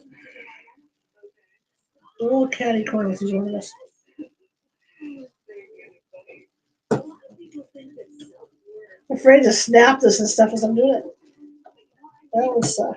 There we go. Here, guys, here's where we're at. We're building it up. I think I'm too far over on the side here. I think I went too far over. Yep, I missed the center. I missed the center. I'll show you. There we go. Here's what we're building. We're starting to build up towards the top of the tree. So it looks like that. And the multiple levels. Got multiple levels building.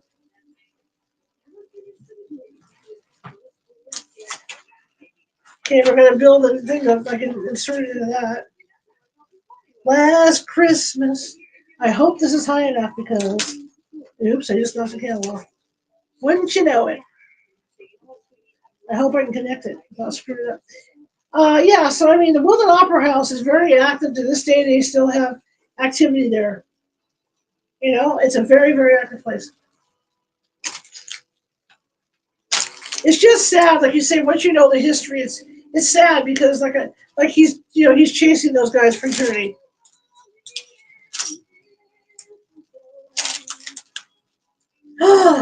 Here's my favorite song. Whenever we talk about my favorite song, it's on right now.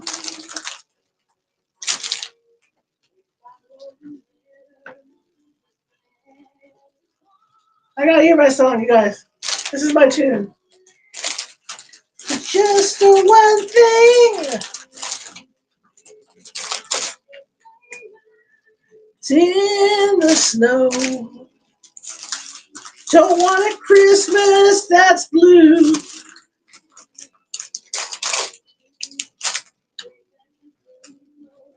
The stockings and bows. For Christmas is you. Have a good day. I got my wreath done. Got my Christmas lights settled out front, only to find out that one of my flamingos has gone out. There's nothing I can do about it. There's so many lights in there that it would just take forever to figure out which one's out. So I'm going to have to really go over it.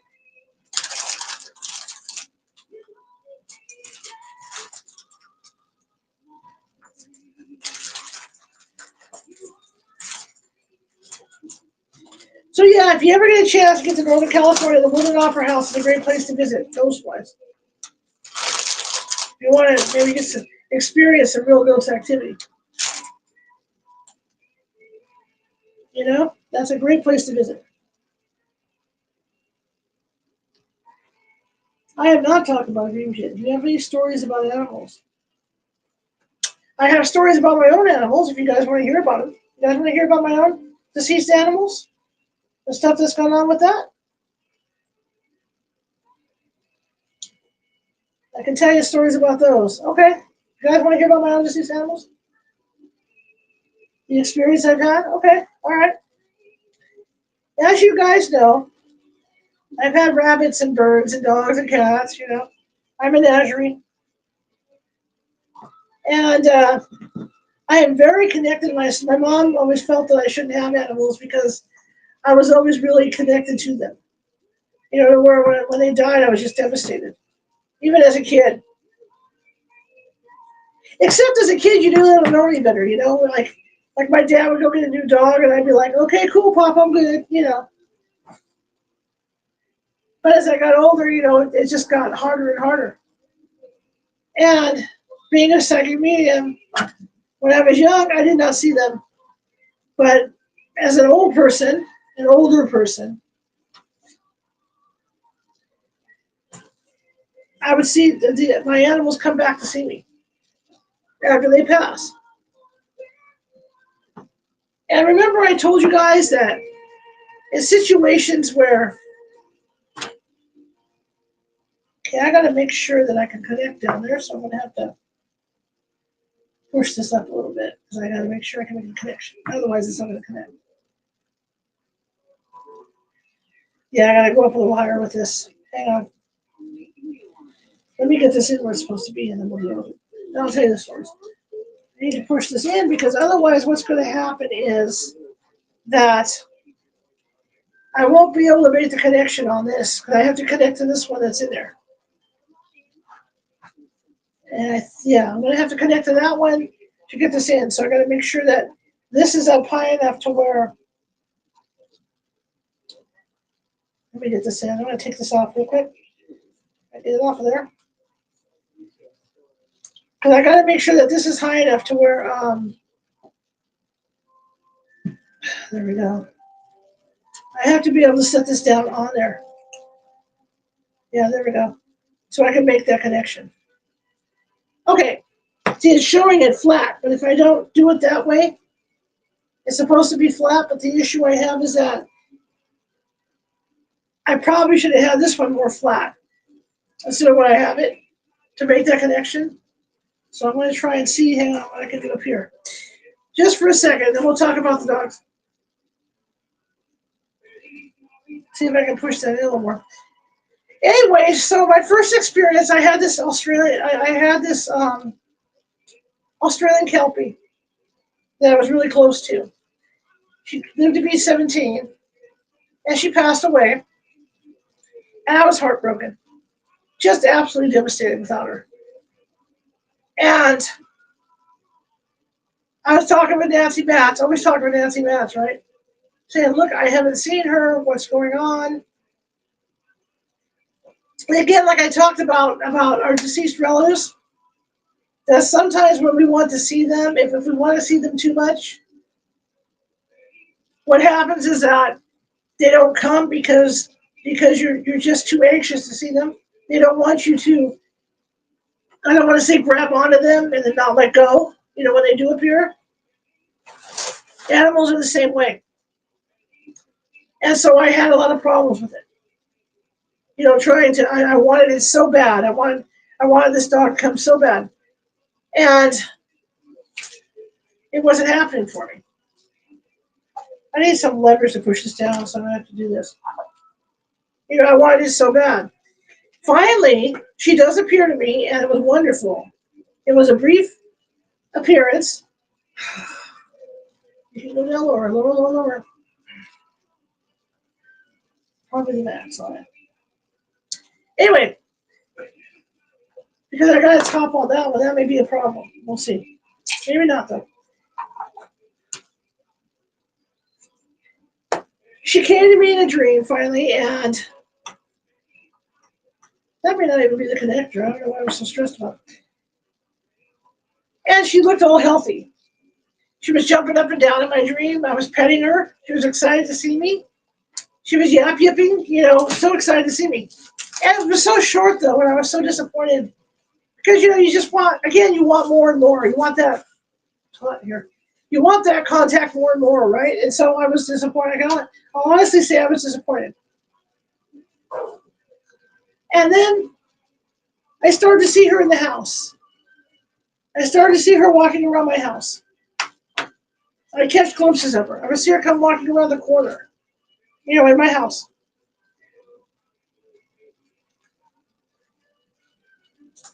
Which excited me because I thought, oh, that's really cool, you know. So I would see her walking around the corner of my house and stuff. You know, and so from then on, she would come to me in dreams. I would see her in the house. My friends would come over. They would see her walking around. My friend Monica would see her like all the time walking around my house. You know,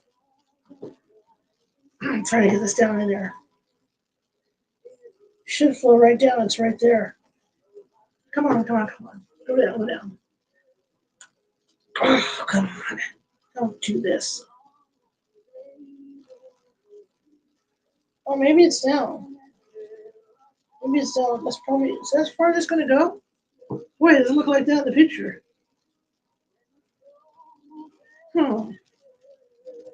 Where's my light? Let me see where I'm at. Is that as far as we're going to go? Is that it right there, or is that something else? No, that's as far as it's going to go. Okay. Yep, that's as far as it's going to go then.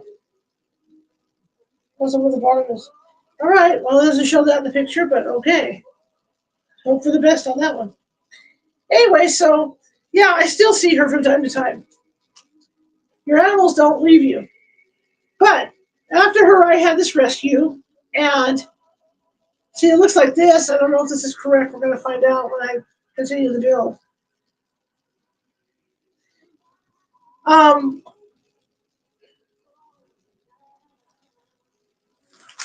Well, I guess it makes sense because that one's got to go up into something, so it'll go up into there. That's what's going to happen. So that makes sense to me. So I had this rescue. She's 8 years old, and I had her, you know, with the other dog. But I had to take special care with her because she was very angry because she had been mistreated in her life. And so after this dog that I had, my adult dog died, my Maddie. I remember I wanted to get another puppy, but I was just eager to get another puppy. I wanted another Kelpie puppy. I wanted a Kelpie puppy. And I remember I had this dream, and it all links together, and I'll tell you why. So I had this dream that I was walking door to door up and down the street, and I was looking at Kelpie puppies. And I come into this one house,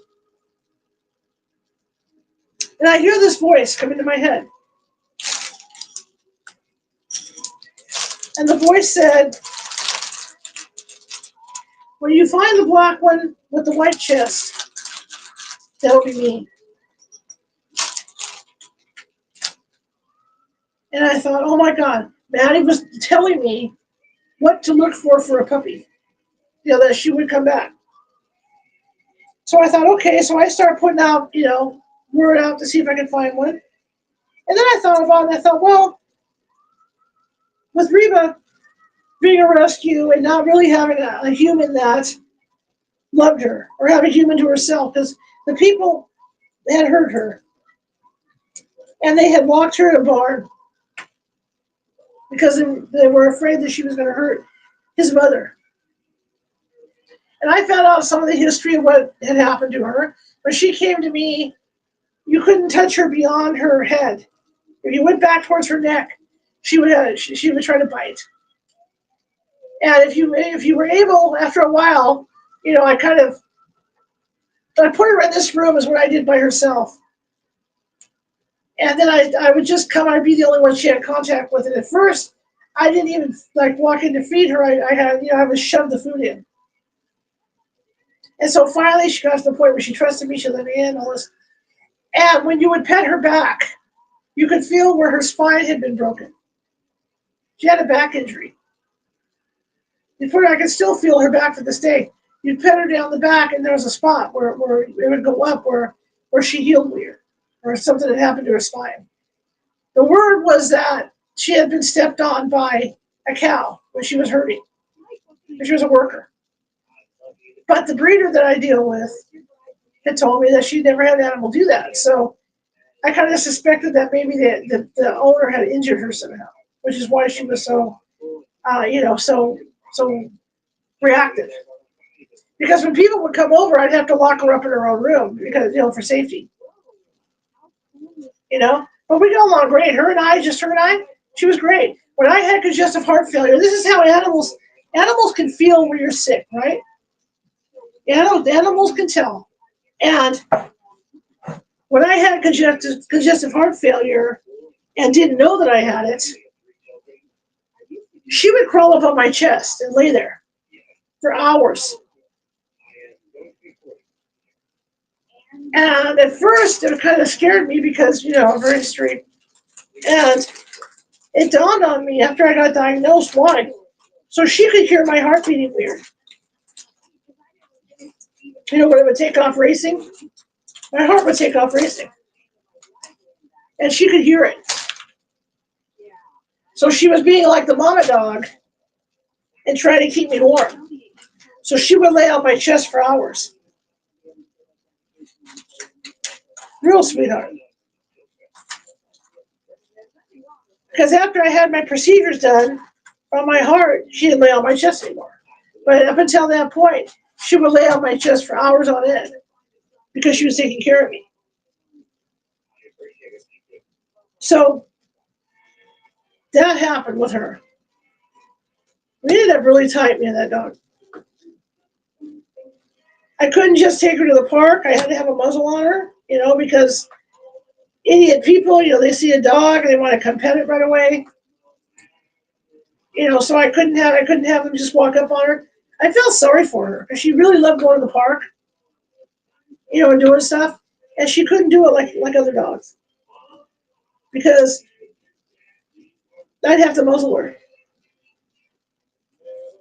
because somebody would walk up and try to pet her. Or what I was afraid of, lots of loose dogs in this area. And then if I walked her, what if some dog came up and attacked her and she couldn't defend herself because I had to muzzle her? I felt really bad for her. But I would take her for rides in my car, and she got to the point where, when I had to get a new tire, we would sit outside, but she was okay with it, But I decided that because she never had a human of her own, I wouldn't get a puppy. I was going to hold off, looking for another dog. So she lasted. She lasted almost 18 years. In fact, 2 years ago, Christmas, the day after Christmas, 2 years ago she passed. 3 years ago she passed. I think it was 3 years.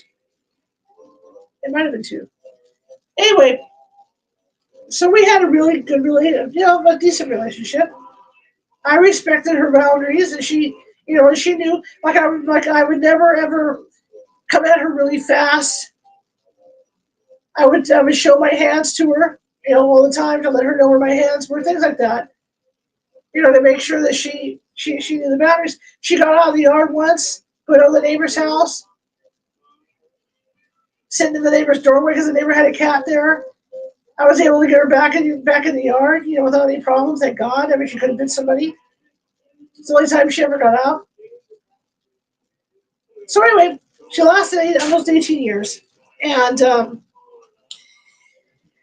which is, while she was passing, it took a bit to pass, and I would clean her up, and she knew what I was doing. I would clean her up because she would wet herself, and she'd holler, and so I would clean her up and stuff, and then she understood what I was doing. Anyway, so she passes, and so I take her over to have her cremated, and it was the most amazing thing that's ever happened. I never thought in my wildest dreams, because like I said, the dog and I got along, we respected each other. I guess there was more of a connection there than I thought with her, because that night she came to me in my dreams. Yeah, she lived for a good while. I got her when she was 8, so I had her for 10 years, almost 10 years.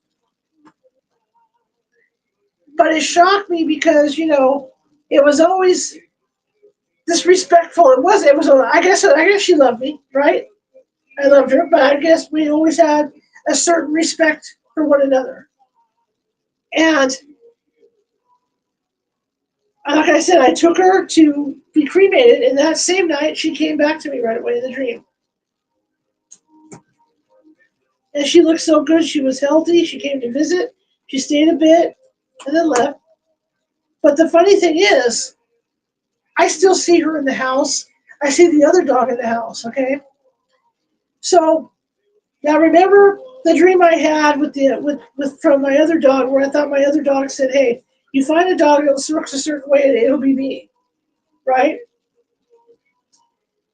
So a dog came up from the breeder, and all 3 of my dogs had come from the same breeder. The one that had been the rescue was the niece to my first dog. "Hey, what's up? What's up, you?" She had been the niece. This one was not. This dog was not. At least they didn't think this. I don't think this dog that I have now is related. Okay, so here's what happened. So I get this call, this text on Facebook. "Hey, I have a dog. She failed her training. She doesn't want to work. Do you want her? She's 3 years old." And at that time, I was going to go to Disneyland. It was 2 years ago. And I thought, well, I don't know if I want to get another dog right away because, I want to travel a little bit. But I was lonely here. Kelpies have these huge personalities, and you can't deny how they are as dogs. They're just great animals to have around you. They're smart. They're very sensitive to you and all this. So I thought, okay, I started to look more at this dog. And I saw the picture of her, and I thought, man, I really feel a connection to her. And sure enough, she was black, had the white chest, just like the other dog had told me in the dream. But I was still kind of holding off, because I thought, well, maybe if I go to Disneyland and come back, she'll still be here. I can get her. We had boats. My dad loved boating.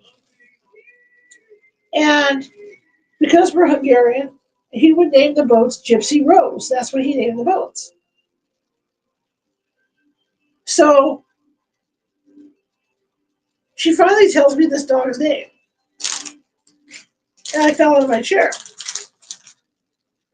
I get this email that says, "Oh, by the way, her name is Gypsy." Oh, for her black, yeah. Well, I love black dogs. But what did it was, she says, "Oh, I didn't tell you the dog's name." And I said, "No, you didn't." And she says, "Well, her name is Gypsy." And right then and there, I was like, yeah, what? So I had to have her. I knew right then my dad had picked this dog out for me.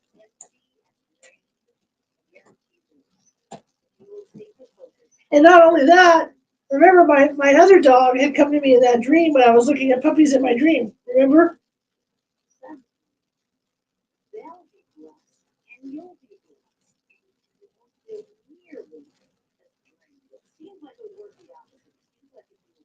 Okay, so I gotta do that. Okay. And remember the dog had come to me in a dream? Telling me that, if you find a black, well, puppy or a young dog with a white chest, it'll be me. Okay, so already the dog has a white chest that's black and tan, like a Kelpie. So, my Maddie. And then to find out the dog's name was Gypsy, I was just like, Wow. So I ended up going to get her. Brought her here, and the dog and I are so tight. It's wonderful. It's wonderful. And not only that, with this dog, hang on 1 second, make sure I got the right color. Yeah. She is a lot like my Maddie dog was, and that's why I think that my Maddie dog is there. I mean, she's here. She's come back. You know, in this dog. This is her reincarnation. But not only that, hang on 1 second to make sure I got the right word this thing was. Oh, I see what it was. But not only that, I still see my other dogs walking around the house. I'll have her locked up in her crate like she is now. You know, she's locked up today in her crate. I'll have her locked up in her crate, and I'll come down the hallway, and there'll be a dog standing at the end of the hallway. And I'll think it's her. Or I'm cooking, and I'll think it's her. I'll get a glimpse of her butt going by, and I'll think it's her. And I think, didn't I lock the crate right? And then I go down and check the crate, and she's locked up. So they're still coming around. Thank you for the heart puff. Thank you so much. But yeah, guys, when your dog passes away, they're with you all the time. They come back to hang with you. Now, the one I haven't seen yet is my little boy dog who passed. I haven't seen him yet. He hasn't come back. I've dreamed of him, and I haven't, I don't remember it. But I've yet to see him.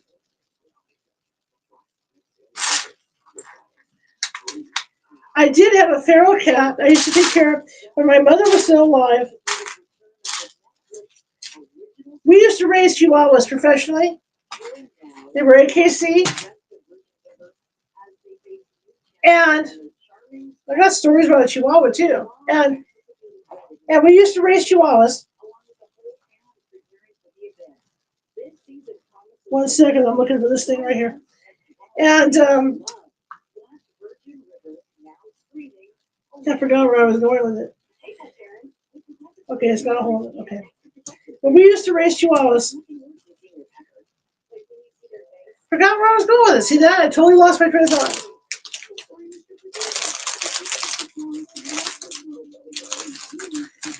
Give me a second to think this out. Okay. We used to raise chihuahuas from puppies. And then we would sell them. You know? We were professional breeders. 2 of our chihuahuas won Best of Show. You know, at the big show that they do on Thanksgiving. Yeah, 2 of our chihuahuas won Best of Show once. A couple of times. So we have a really good history with our chihuahuas. Anyway.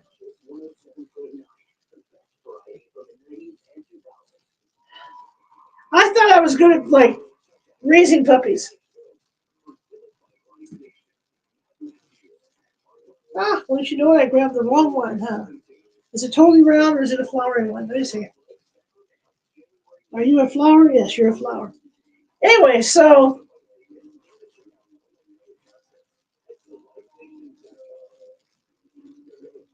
yes, this is bizarre.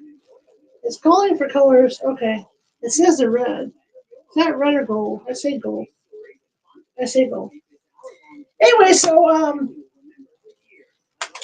I thought I knew about raising dog puppies, right? Because it's raising the chihuahuas. So I find these feral cats in my yard. And at the time, my mother and I was taking care of my mother. So I was looking for an outlet. So I thought, okay, fine, I'll start, get involved with that trap thing, where you trap them.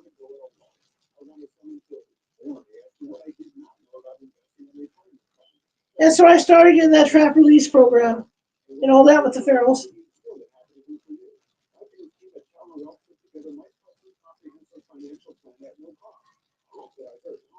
Okay, so these aren't red. These are green. I don't know what's going on here. I'm all confused today. And then, we were doing the trap and release, but there were still ferals that would get in the yard that would have kittens. I had one abandoned 8 kittens. And I thought, well, yeah, it'll be a snap. I've done dog chihuahuas and all this. Totally different ballgame. Anyway, So one of the kittens that was born in the yard, we named him, of course, you know. And one was Blackie, very, very, very black female cat. And one was Harry because it was orange, right? Get it, Harry? I almost named the black one Megan for fun, but you know, I was trying to be, you know, tasteful. And Tula, she was a beautiful German Shepherd. Oh, I love German Shepherds. Losing them is horrible. Blackie, being a wild cat, okay, she was born. Now, mind you, she was born feral, okay? But I used to go out with cat toys. I used to play with the babies, even after they were fixed, okay? So I used to play with them with cat toys. Because it took, you know, I was taking care, at the time, I was taking care of my mother. And it was like an outlet for me to go out, you know, when my mother was asleep and stuff, and play with these kittens, you know? So I would go out there and play with them and stuff. And this particular black cat kitten, once it was an adult, like a year old, I'm standing outside one night, and she walks up to me, right? And I'm very aware that this is, you know, why does that have that? Wait a minute, what's going on with this picture here? What's wrong with this picture? Oh yeah, there we go. And she walks up, and I thought, oh my God, I'm going to get bit, right? I'm going to get bit. But she walks up and, dude, I think we're at the top of the tree.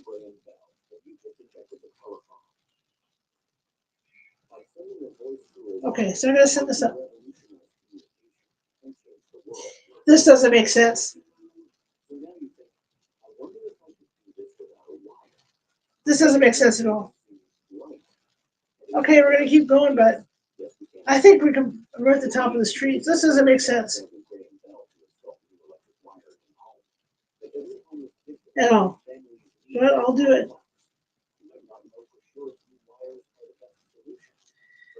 So we're going to go this way with it? Okay.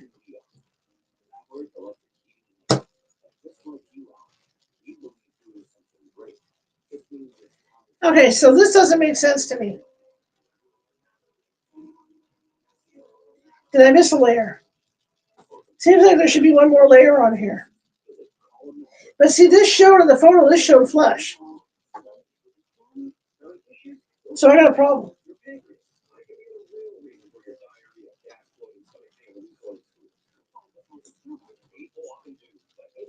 I'm going to have to go back and figure out if I missed a layer.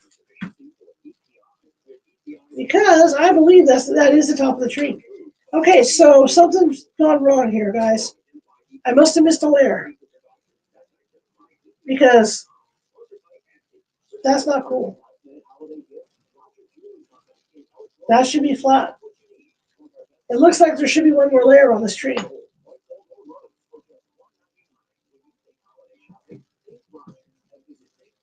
Okay, we're going to have to go back. I got to figure this out.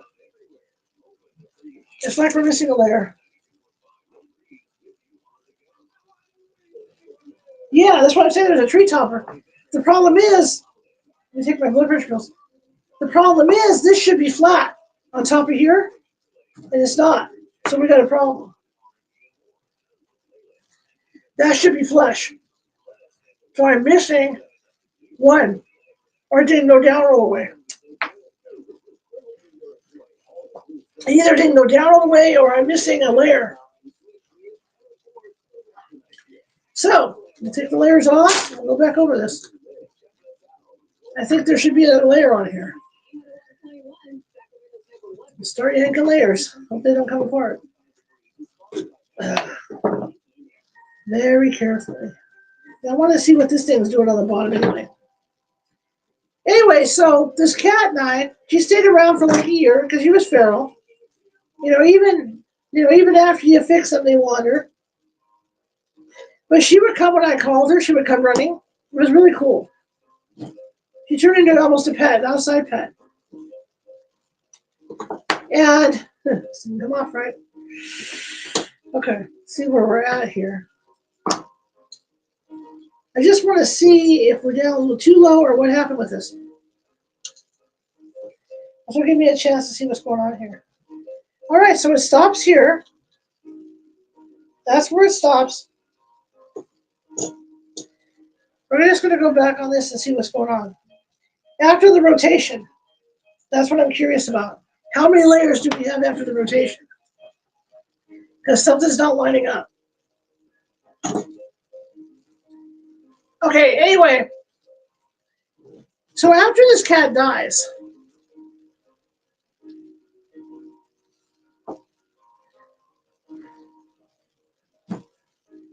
and now I can flush this out because we don't need that part.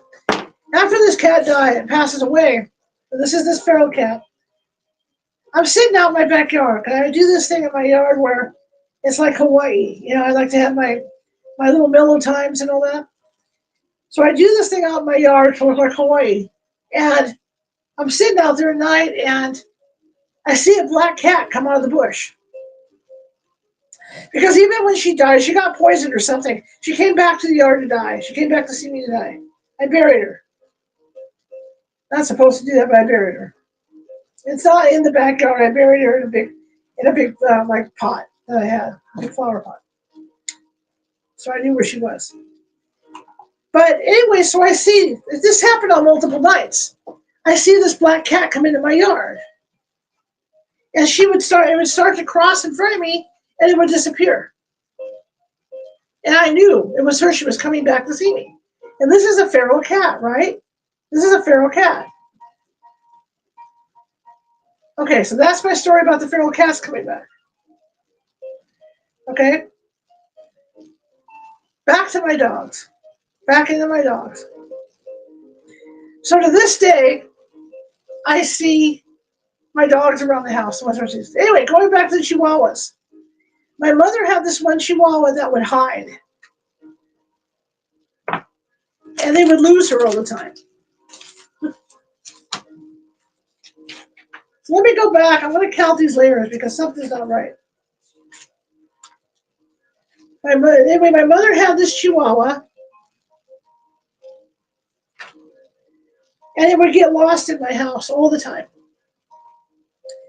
So they decided to put a bell around her neck. Okay? And that's how we would find her because we would hear her walking, through the house. Anyway, she's been gone like, I figure, 10 years. And I would be here alone. My mom and dad would go up to our house in the north. And I would be working and I would get sick or whatever. I'd have my door open to my bedroom. And I'd be laying there. And darn if I didn't hear that dog coming up the hallway.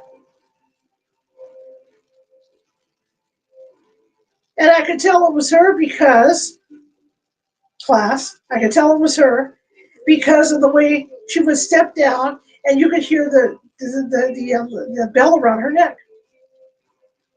And I would hear her come like halfway down the hallway and then the noise would stop. But I would hear it like all the time. Right? So that was that story about the Chihuahuas. And again, like I say, even to this day, I see my Kelpie dogs running around my house. I dream about them and whatnot. My bird, when he passed away, Charlie could talk. He was a cockatiel. And he was a talker. His favorite thing was, what you doing? That was his thing. And for months after he passed, I would hear him wolf whistle. I would hear him wolf whistle. And there's certain times I'll hear him whistle in the house. And it's been like 6 years since he passed. So yeah, I mean, animals, believe it or not, animals do come back. They do come back for you. All right, let me count these levels and see where I'm at. Here's one.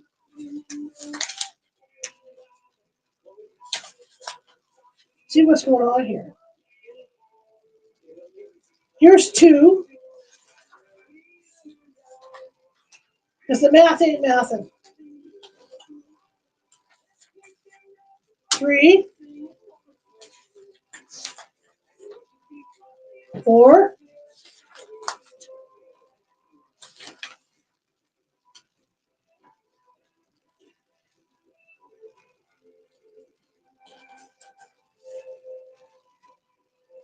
5,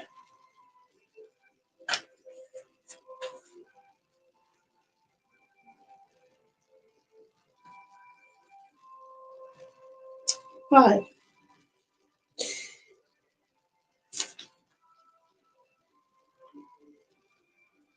Maybe it does fit over the top of that.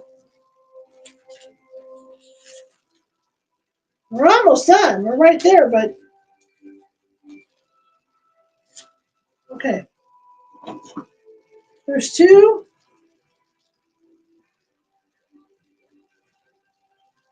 I got 6 levels here. So I've got 6 levels of this thing sitting here. So let's put this together with these levels that I have, and then we'll go from there. Because as far as I can see, the math's not math in here. So let's start back with the levels. Anyway, so that's my story of animals coming back. Yes, they do come back.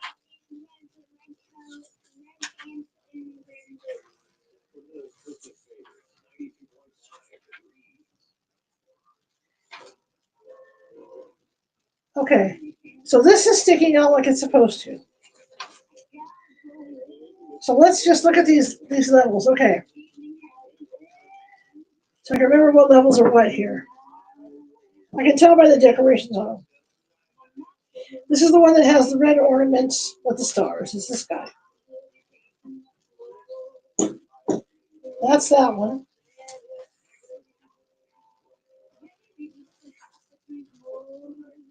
Okay. Okay, this is the one with this thing that sits on top of it. With the hole in it. That has the hole. Okay, so that's the rotator sits on top of that one. And so what's the decorations on this one is, well, that's the one where we didn't have any candles. So this is this guy. Okay, so let's do this. Let's attach this. This is the candleless one. The math isn't mathing on this. That's why I'm trying to figure it out.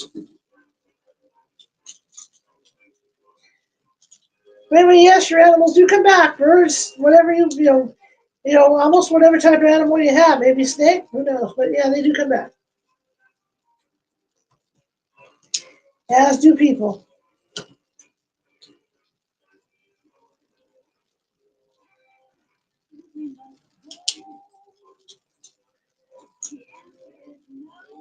Baby, it's cold outside. Baby, it's humid outside right now.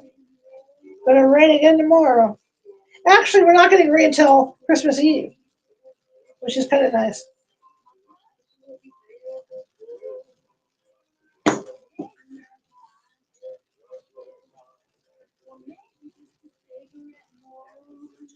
Ha! Focus. I should take this off of here. That's going to make me crazy. It's making me crazy. Okay, let's get this on now. I had trouble getting it on before. Yeah, we're really close to finishing this. If I can figure out the math, why the math's not mathing. There we go. That's on it now. Okay. So there's that layer. Let's pop to the next layer now. Next layer is going to have the 2 hearts. Just the 2 hearts. This guy here. Okay, so this is going to pop on top of this one. There we go. There's that one. Okay, so next layer is going to have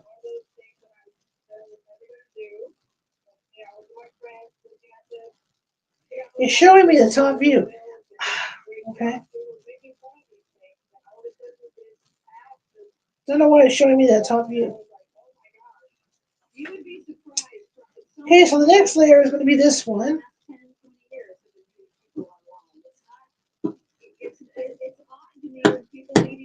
Okay.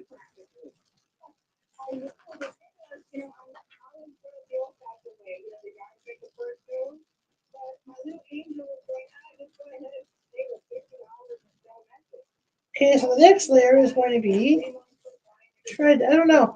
It just doesn't seem like it's mathing. This guy.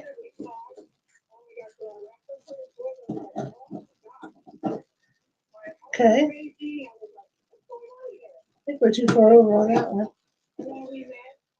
Yeah, it just doesn't, there we go. Okay, now there should be one more layer going on here. Okay, now we got this thing. Where'd it go? Where'd it go? We got this guy. Maybe I put too many of these in. Hang on. There's 6 of those. Okay. Oh, there's 7. I put one too many. That explains it. Hang on. That might be the answer why. The math didn't math. Okay, there we go. There's only 6. I put 7. Yeah. That's why. See, I knew there had to be something.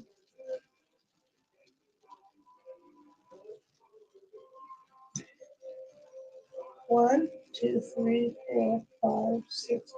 I think I still have too many on here. Let's make sure. Here we go. So I want 6. So let's just do this. I think I got too many on here. Yeah, there's like one too many still. I had like 8. I wonder. That's why the math didn't math. There we go. 6. Now it maths. That's why the math didn't math, guys.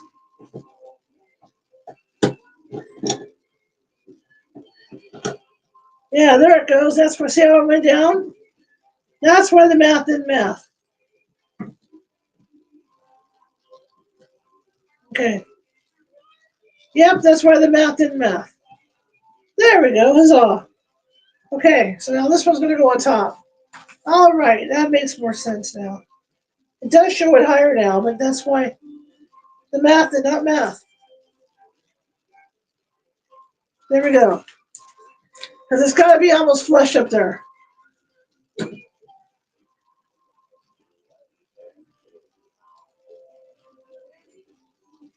Did I leave a part off? I may have to go back again. I think that was a part there. I think that's for the next step. Yeah. Okay, yeah, that's why the math didn't math. See, now it maths. There we go. There it is. See, it looks like that. Where it's recessed in. I had one too many up there. So this is the other part of the tree right there. Now we're gonna make the top of the tree, you guys. This is it. We're coming down to the end now. I know it's late for you guys. You guys want to hang out till this is done, or you guys want to call it a night? It's up to you.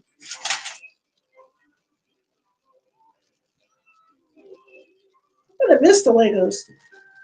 So you can make 2 versions of this tree. You can make the shorter version too. Hang out? Okay. Okay. We'll do it. We'll do this. We're doing this.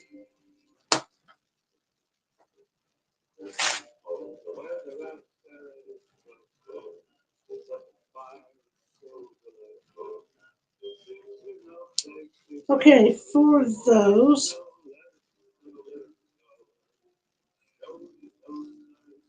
Now I'm wondering about this one, if the math's not mathing on that one. Because this is right on top of that. I'm wondering if that one's, I put too many on that one. I may have to tear that down. Because see how it's sticking up like the other one? This one's sticking up too. I may have to fix that one too. I may have put too many on. Oops. Must be the sugar. Anyway, so your animals do come back.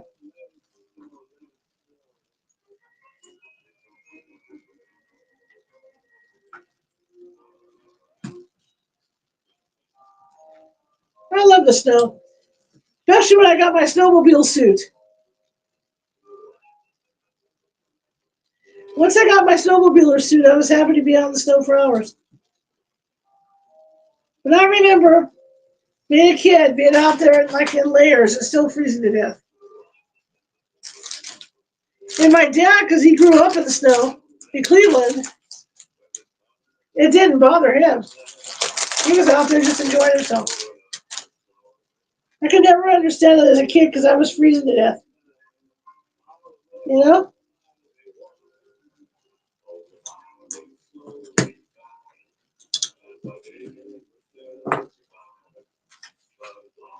It's great on TV. I learned that because we got stuck up in Reno and we couldn't get back.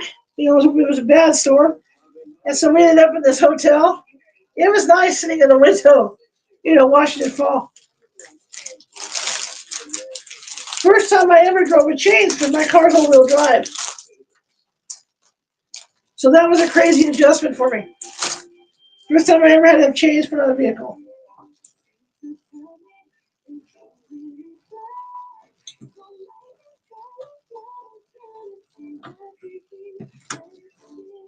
Always had all-wheel drive and all-weather tires.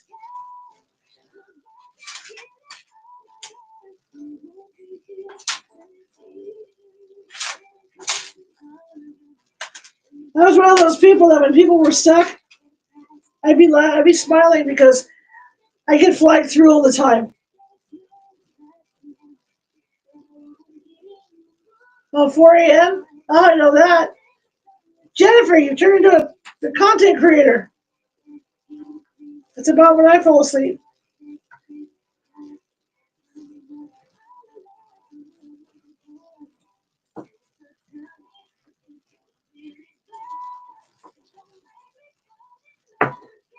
Okay, 4 Kirby things and 2 red things.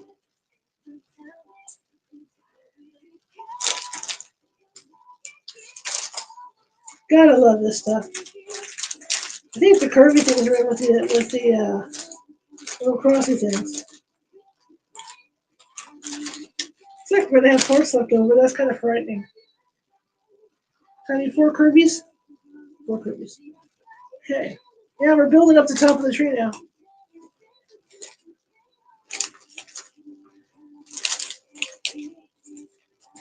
Tomorrow we'll be doing readings.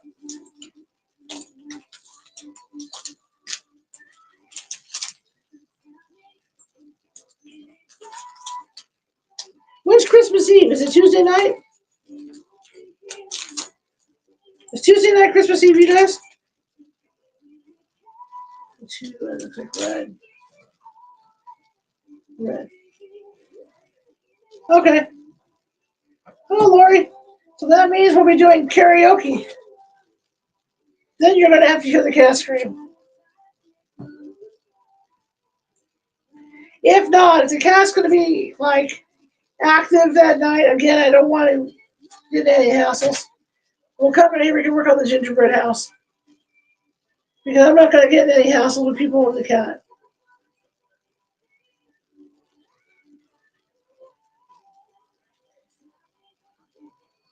I'll see if I can get him fed early and then, you know, he settles down for the night.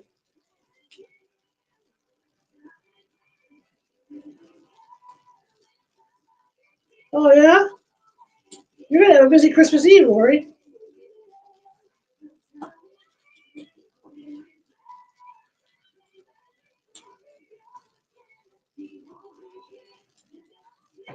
I just don't want the cat, you know, like tonight, man, you know, to where somebody calls in or something.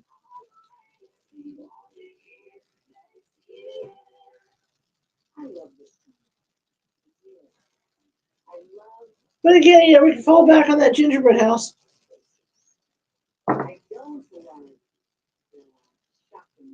Okay, let's see what we can do here. I want to go shopping tomorrow. I'll probably regret it for the rest of my life that I even went or made the attempt to go. But I'm going shopping tomorrow.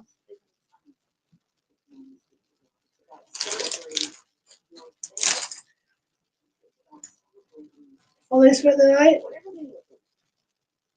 I am building a Lego Christmas tree, right? I'm almost done.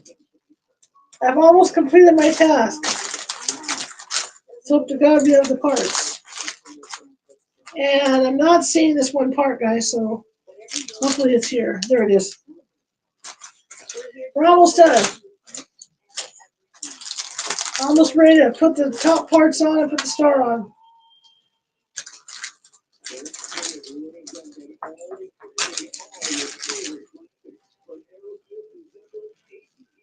But we are building a Lego Christmas tree. So yeah, so Nancy Bass sent me a selfie stick, a really nice selfie stick. I haven't had a chance to really see it. All I know is there's a button on here for adjustments and stuff. And she sent me a really cool selfie stick.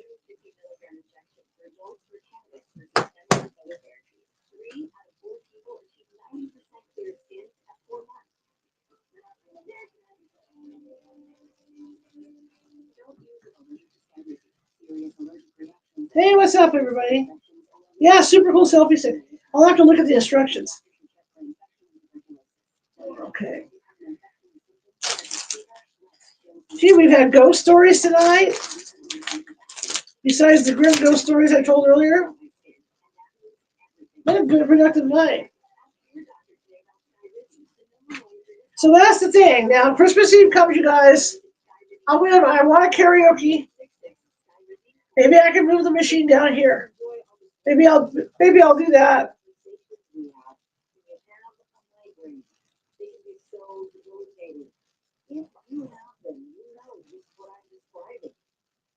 Yeah, maybe I might move the karaoke down here.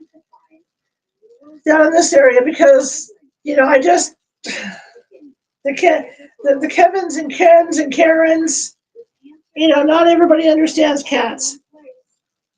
And if my cat starts to be my cat, you know what I mean? Somebody may call in that I'm not treating him right. Scary Christmas story. I guess you missed my radio show today, huh?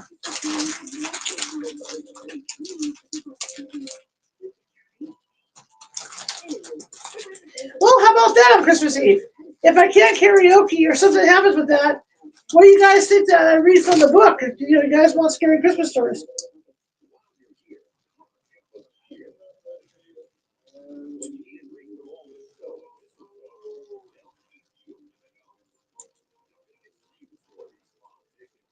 We could do that. Yeah, if I can't if the cat's going to be so bad I can't karaoke. I mean, I would love to karaoke, but can always do that. Well, here it is, guys. We're about to top this tree off. We did it. So we were short 4 candles, which I'll order.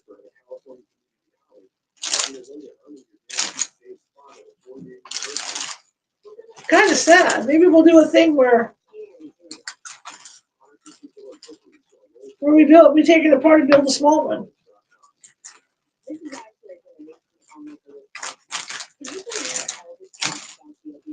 But I am going to film by building up the other tree so you guys get to see it.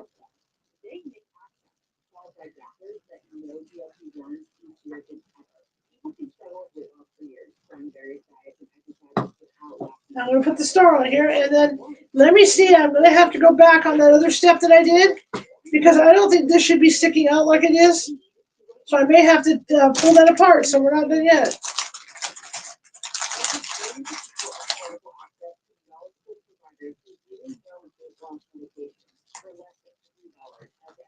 So we're not done yet, guys, because I got to do a double check. Because I think this should be down too. I think I have one too many here. To make all this attach. Because there's no really big hole underneath here. I mean, there's a hole, but you see how, you can see it's shallow? There may be one too many up there. So I'm going to have to do something with the other side. Okay, let me fix this, and we're going to go back over that one and see. Double check the numbers. So I got a star. Where the hell's that go? So I got a star, I got a goldie thing, got that one, and then I got a little hand thing. Got it. I wonder what those were. So we're going to go back and double check the other one because the math isn't adding up over there either. One of these jobbers here. Where's the goldie thing? Here's the goldie thing.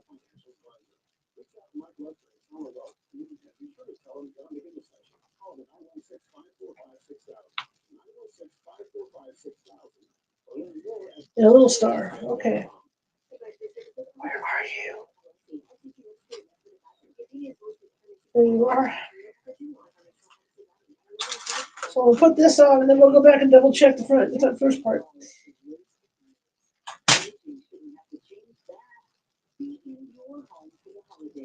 To hang out, yeah. I have fun.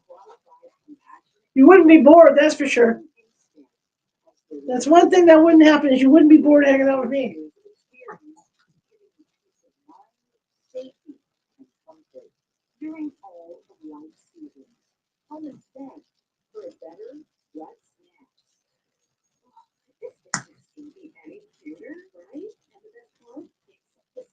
In fact, I've lost friends because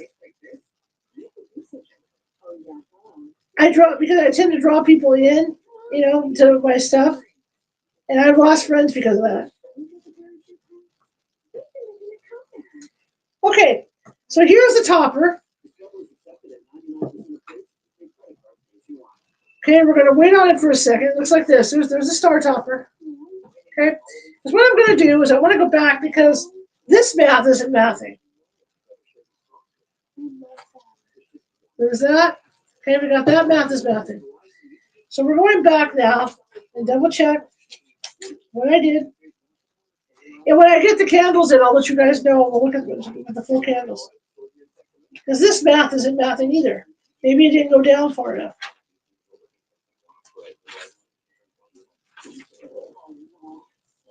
It's a shame I didn't have all the candles, but that's okay. Okay, so here we are. See, it's showing it sticking out of there. So the math is mathing. So how does this all fit together? But I don't see how it's going to attach because unless that should be up higher. I brought it down too low. It should be like further up here, like to match it with that.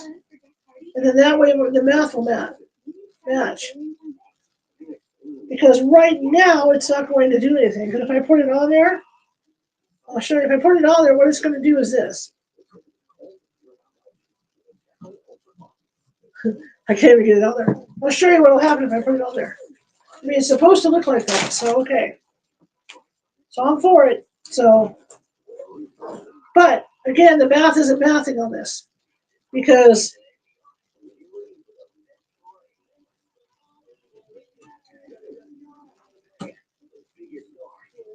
well, maybe we lose the candles. Well, maybe it is because of the candles. Maybe it is mathing. You know what? Maybe it is. But it's not connecting. You see what I'm saying? It's not connected. So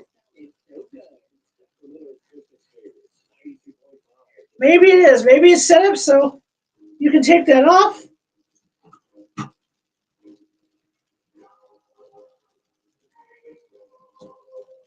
Man, that layer looks close.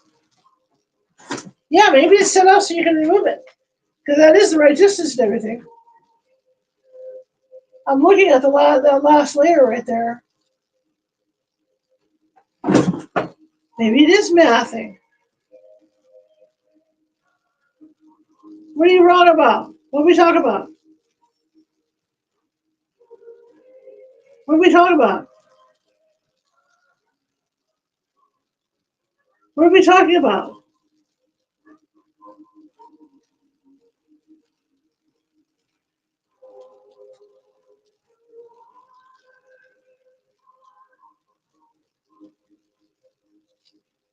What are we talking about? What did I miss?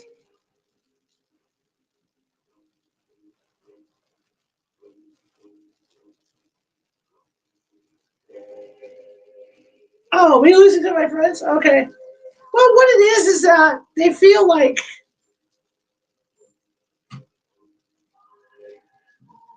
well, maybe it's supposed to pop off, you guys. Maybe they feel like, well, I've been told that I overwhelm people. And that I've had this magnetic personality that is so enthusiastic. Well, maybe that's what it is, yeah, sharing. But with my personality that I'm able to draw people into my stuff, like with you guys, to bring you in to build this Lego tree, the stuff that I do. Good evening, Valerie.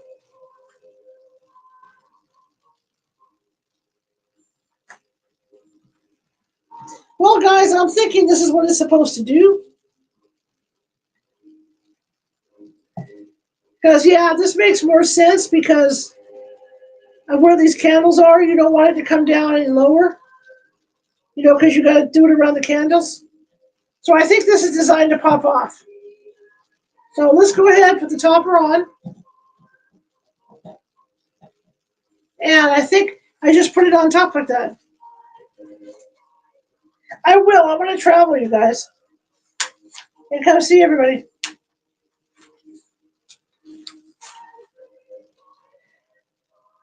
Okay. So what I think happens here is I think this just fits on top of there. I don't think that it sits flat because you got these candles here and the height's just about right. So I think it's fine.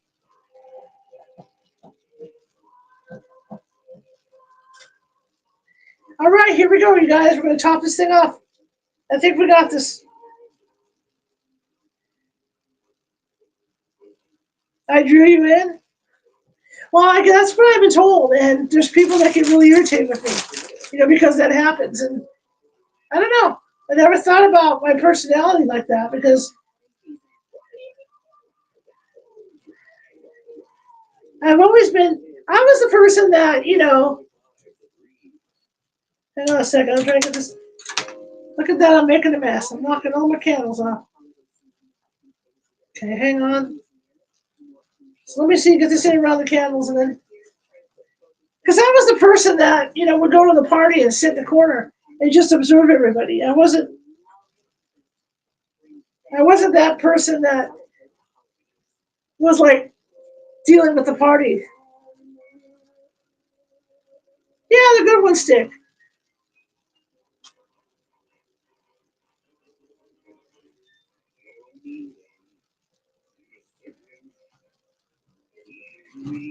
There we go. There it is.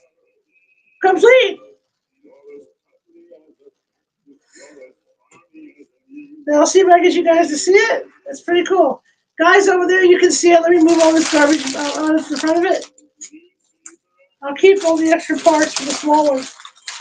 But I do need to get a whole Lego now and order the candles that are missing.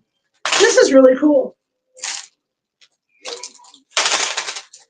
Mr. Grinch. I got more messes in here. Remember, we're going to have nights too during the year when we're going to build Yoda. So give me a second here to do this. Because I have a Yoda that's not built yet either, so I got a couple to build.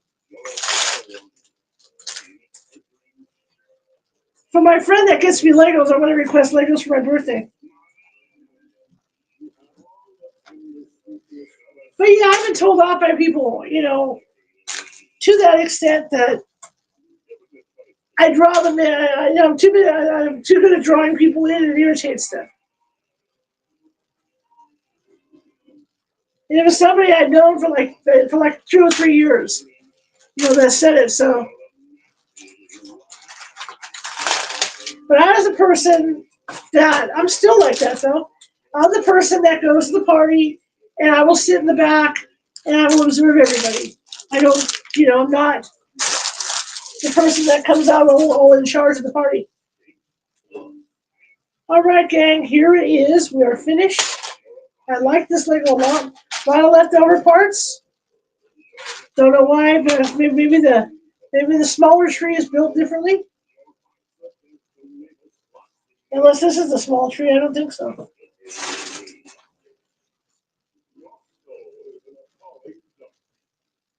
One, two, three. I got 4 rows of candles on here, so that can't be the small tree. Yeah, the small tree only has candles on it. So let me get in a spot where you guys can see it. Here it is. Ready? I'll turn you towards it. Hang on. There you go. I'm going to lift you up a little bit to look at it without dropping you. There it is, you guys. Yeah, very cool. And for you guys over there, you guys can pretty well see it, so there it is. I'll put the star towards you. Very cool tree. It's just a shame, like I said, that the candles don't light, but it's a very cool tree. Yeah, it turned out great. So during the year, what we'll do is I do have a Yoda that we're partly through. So we'll be building Yoda. I got a couple other Star Wars ones I haven't built yet. So we'll be doing those. We got that big model of the Millennium Falcon we can do, and stuff like that. Valentine, we're gonna do a gingerbread house. We can either start that Christmas Eve or whatever, or we'll do it at the we'll do it like next Saturday, towards New Year's to build a gingerbread house. And then Valentine's Day we'll build a Valentine's house. We'll do stuff for the different holidays. Might even do a St. Patrick's house. That would be kind of cool. That would be kind of cool. So there it is. It's complete, and yeah, turned out great. So tonight, after I have dinner, I'm going to start putting decorations on that other tree. I'm going to take the tripod. I'll shoot the footage as I'm putting decorations on. In fact, this selfie thing that Nancy gave me may help me because it would be a nice way to, come in close on my hands as I'm putting the decorations on the tree, so I can utilize that selfie thing that I got. So I'll probably use that. But I'll shoot the video for you guys. We'll do some narration with it and some stuff. I'll do some narration. And so, I also want to show you my living room. I want to show you my 7.5 footer. I want to show you guys my fireplace and what I do with that. I do too. I like to have a good time. I like to have a good time. So I'm going to share that with you guys this year. My front lights, even though my one flamingo is out, I want to share that with you guys and show you what my front looks like. Usually I have my stuff dancing to music, the lights, but it's like it's been years and I have hodgepodge of lights, so I don't have enough to make the lights dance like I used to. Because when they dance, I like to have like all one color dancing, like all the reds dance, all the purples dance on their own, etc. I don't have enough lights for that right now, so it's all a hodgepodge of colors. So it's all solid. So I'll show you guys that. Yeah, like I said, I want to get my fireplace area done up so you guys can see that, even though I have fake fire. Show you what it looks like over there with the 7.5 foot tree that doesn't have lights on it. The 7.5 foot tree doesn't have lights, but it does have some cool ornaments on there. It's all candy.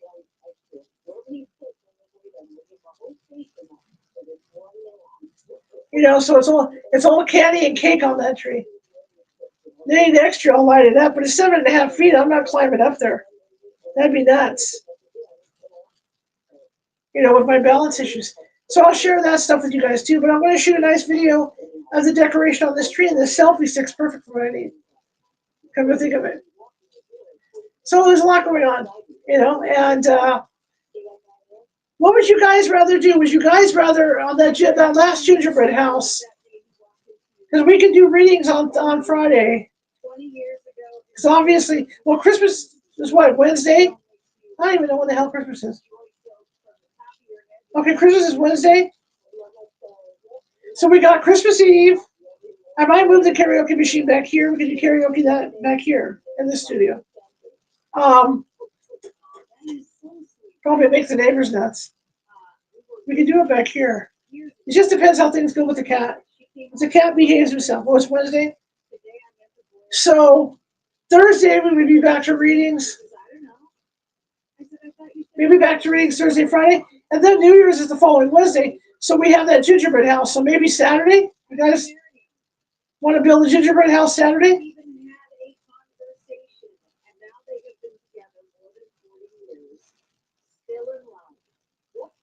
Okay. Yeah, we can do that. We can build a gingerbread house on Saturday. And then Thursday, Friday, back to readings for a while. Yeah. But in the meantime, I want to film stuff for you guys to show you and to share it with you. But like I said, if the cat starts to get really vocal on Christmas Eve, I'll see about, because the dog's cage is right there, I'll see about moving the karaoke back here and work it out of this office. This is more soundproof.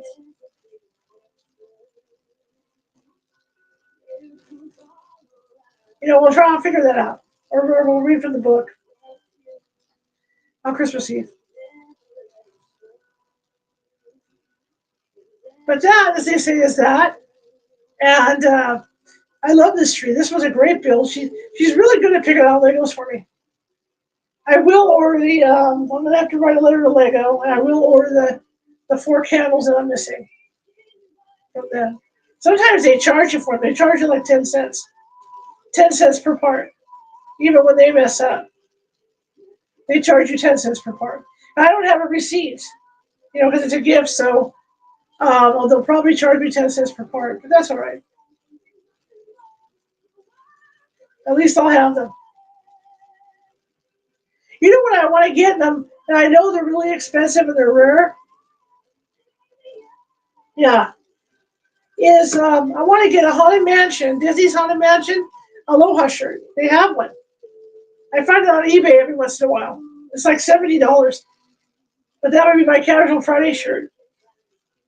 I've been wanting to get one for a while. They charge because if it's a purchased product, I think, maybe they don't charge anymore, but they used to. I know I had to pay for parts from the Star Wars Death Star.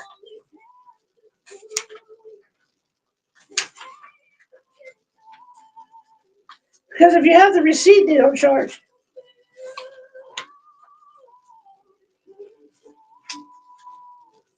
In fact, I wonder, because there's 2 books, there should be a list of parts somewhere out here. This was a fun build. I love this build. But I don't have a parts list on this one.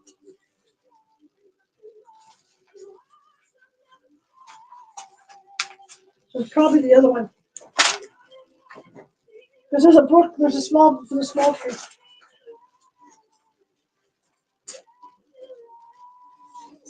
There should be a parts list somewhere with this. There they are right there. So I need the candles and I need the flame. And then to fire off the Lego. Beautiful tree. I really enjoyed it. Maybe we'll do it before the New Year's. Maybe we'll break it down and build a small one. So I'll be taking photos and video of this for you and the sleigh that we built together. And then, of course, our train and all that stuff. But this is going to come in use. I was trying to figure out because I wanted to go on. This is nice. I have one of the ones that's the high-techy with the 3 gyros on it and everything. I use that one a lot if I'm going to be walking because it has a stabilizer. But this, like with what I'm going to be doing tonight, this is perfect because what I wanted to do was I was trying to figure out whether I should tripod it on because when I'm putting the ornaments on and when I'm putting on the different stuff on the tree, I was trying to figure out how I would do that so you would see my hand placing this stuff, right? I do. It's going to be after the 1st because everybody's busy. I'm going to have the Lynn Monet, of course, is probably going to kick it off. Nancy, and I also have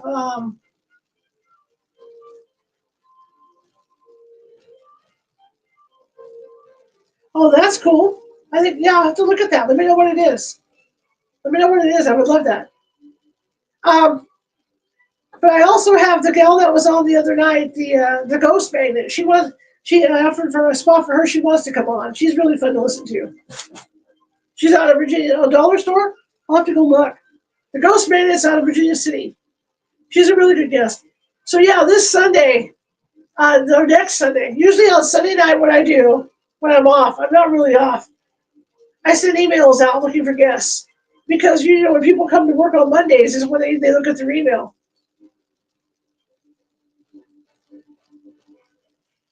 Yeah, I think yeah. I'm gonna bring that karaoke back here because a cat, I don't want to have problems with the cat. So I'll bring the karaoke back in here. We'll do it. We'll do it in the studio. Besides, there's better acoustics in here anyway. I can get my Elvis on. Yeah, so we got that's lined up, and like I said, every Sunday when I'm not doing this, on the air, I'm looking for guests. I'll be up till 2, 3 in the morning. I'll be sitting on email. I send out 10 emails on Sunday nights to get guest booked.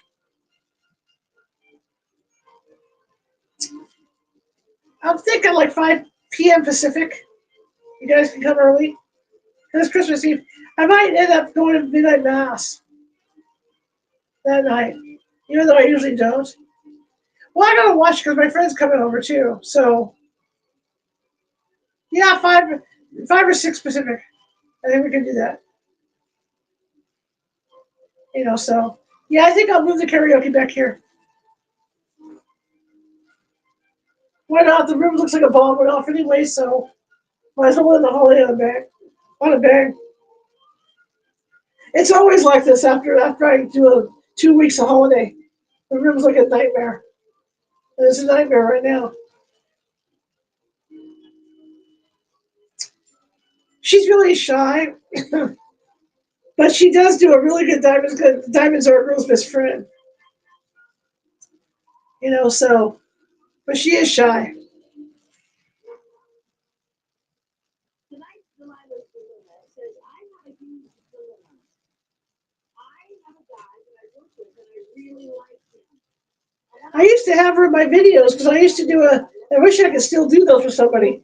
I used to do a straight man thing where I would tell dad jokes about ghosts. Thank you for the heartbeat. And she was my straight man. He's a supervisor at We'd sit in the car and I'd be rattling off some ghost jokes, But then she didn't want to do them anymore.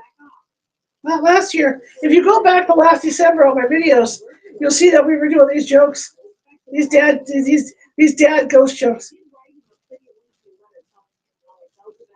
It was pretty fun. Yeah, so I got to read the instructions on this, but this is going to be perfect for what I want to do. What do I do? I'm looking for other work so that I can pursue him as a friend.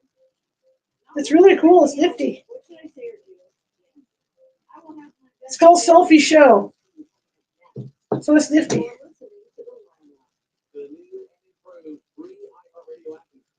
I actually have a little selfie light. You guys should see it. It's only about this big. It snaps on the back of the phone. Woo, there's the high bear.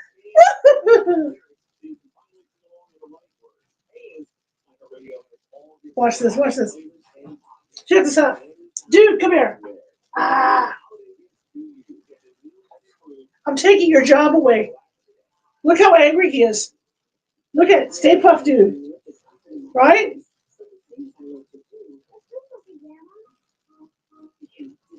Yeah. Yeah, I have one that'll clip on the back of my phone. But see, when I do that, when I get those high bears, where I'm going, he's really angry. Look at the look on his face. It's his job. His job. You guys would be surprised what I have in here. I have this backdrop here. This backdrop goes 7 feet. It'll go up to 10 feet high, 7 feet across. I got another backdrop, same size. That's a portable backdrop that travels with me. So if somebody wants to shoot at somebody's house, I can do that. I'm working on getting battery-powered lighting. That would be really cool. But for the meantime, it's just reflectors. When I go out, like if it's an outdoor shoot, it's reflectors. Reflectors and filters for the sun. And in the other room, the backdrop is the same size as this. Well, it's smaller. It's like a 4.5-foot backdrop back there, and it's like a single thing. So it's a single backdrop on top with 2 poles.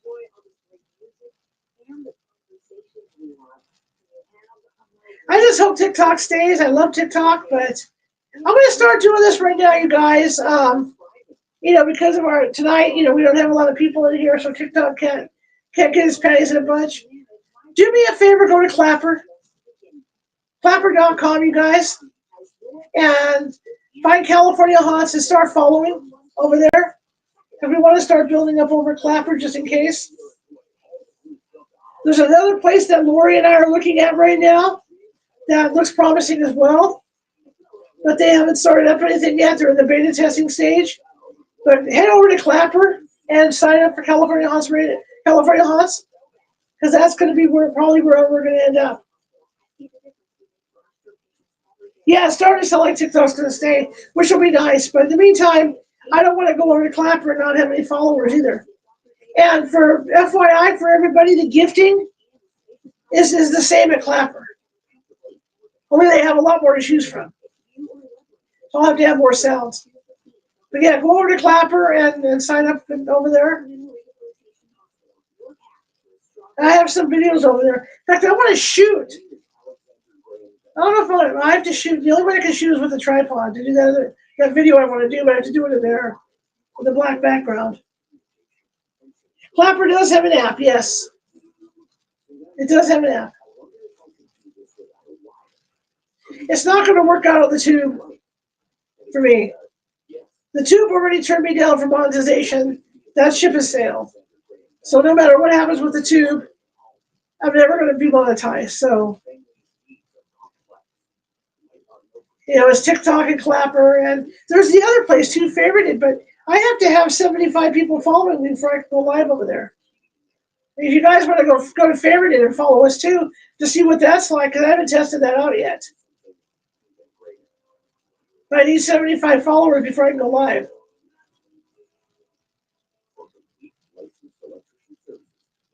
Because a lot of the content creators are going to Clapper and Favorited, the ones that want to go live.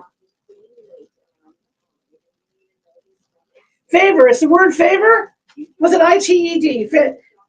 Favorited.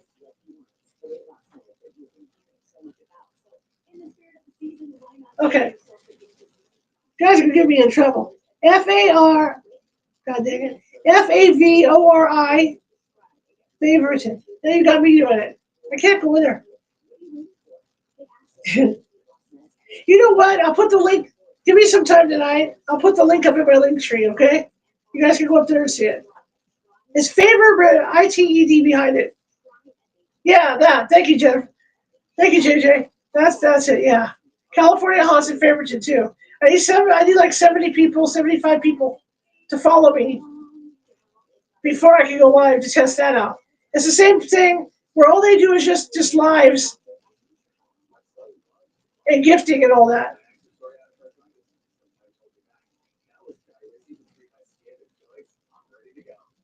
I'd like to see how that one runs, but I'm looking more and more Clapper.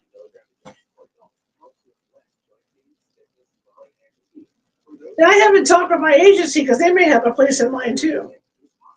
I'm going through all the courses with my agency. Yeah, download both. Thank you, Mick. Thank you, Mac. Mick. Yeah. I have to talk to my agency too because I'm just about done with my courses for my agency for them to take me on as a regular agency, as a regular member. So they may have a place in mind too if something goes wrong. So I have to get with them too. Yeah, I'm going to call it a night, everybody. I agree with Lori. I'm going to go eat some dinner. I'm going to see if I can shoot some footage, for the Christmas tree stuff so I can get that out to you maybe tomorrow or Christmas Eve, right? I want to have it out by Christmas. Thank you, everybody, for coming. I appreciate it. Thank you for all the gifts. Love you all. I will see you tomorrow. Oh, what is tomorrow? Yeah. Tomorrow we go live. We're going to do readings. Well, tomorrow's a readings day. Thank you guys for coming tonight. I appreciate it. All right. Talk to you later, you guys. Bye.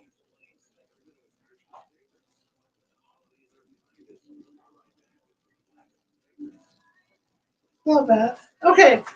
You guys out here, I will be back. I don't have a live show on the radio, but if you guys would like to sit through the readings tomorrow and see how I do for readings, you're more than welcome. I might set that up so you guys can watch me and see what I do. If you want a reading, it's going to be kind of difficult. Actually, maybe not, because I can bring you closer in here. Yeah, I just ordered another one of these tripods, so I might be able to do double readings for you guys. So, yeah, that might work out. We'll see. We'll see if I can get that going. But if you don't see me tomorrow, then that's what I'm doing. I'm doing readings. But until this tripod arrives, we'll kind of SOL on that. But maybe at some point, we can be able to do that stuff. All right. I'll see you guys, and thank you for coming. Both shows. I appreciate it. Have a great evening, and I'll see you Christmas Eve. If I don't see you tomorrow, I'll see you Christmas Eve.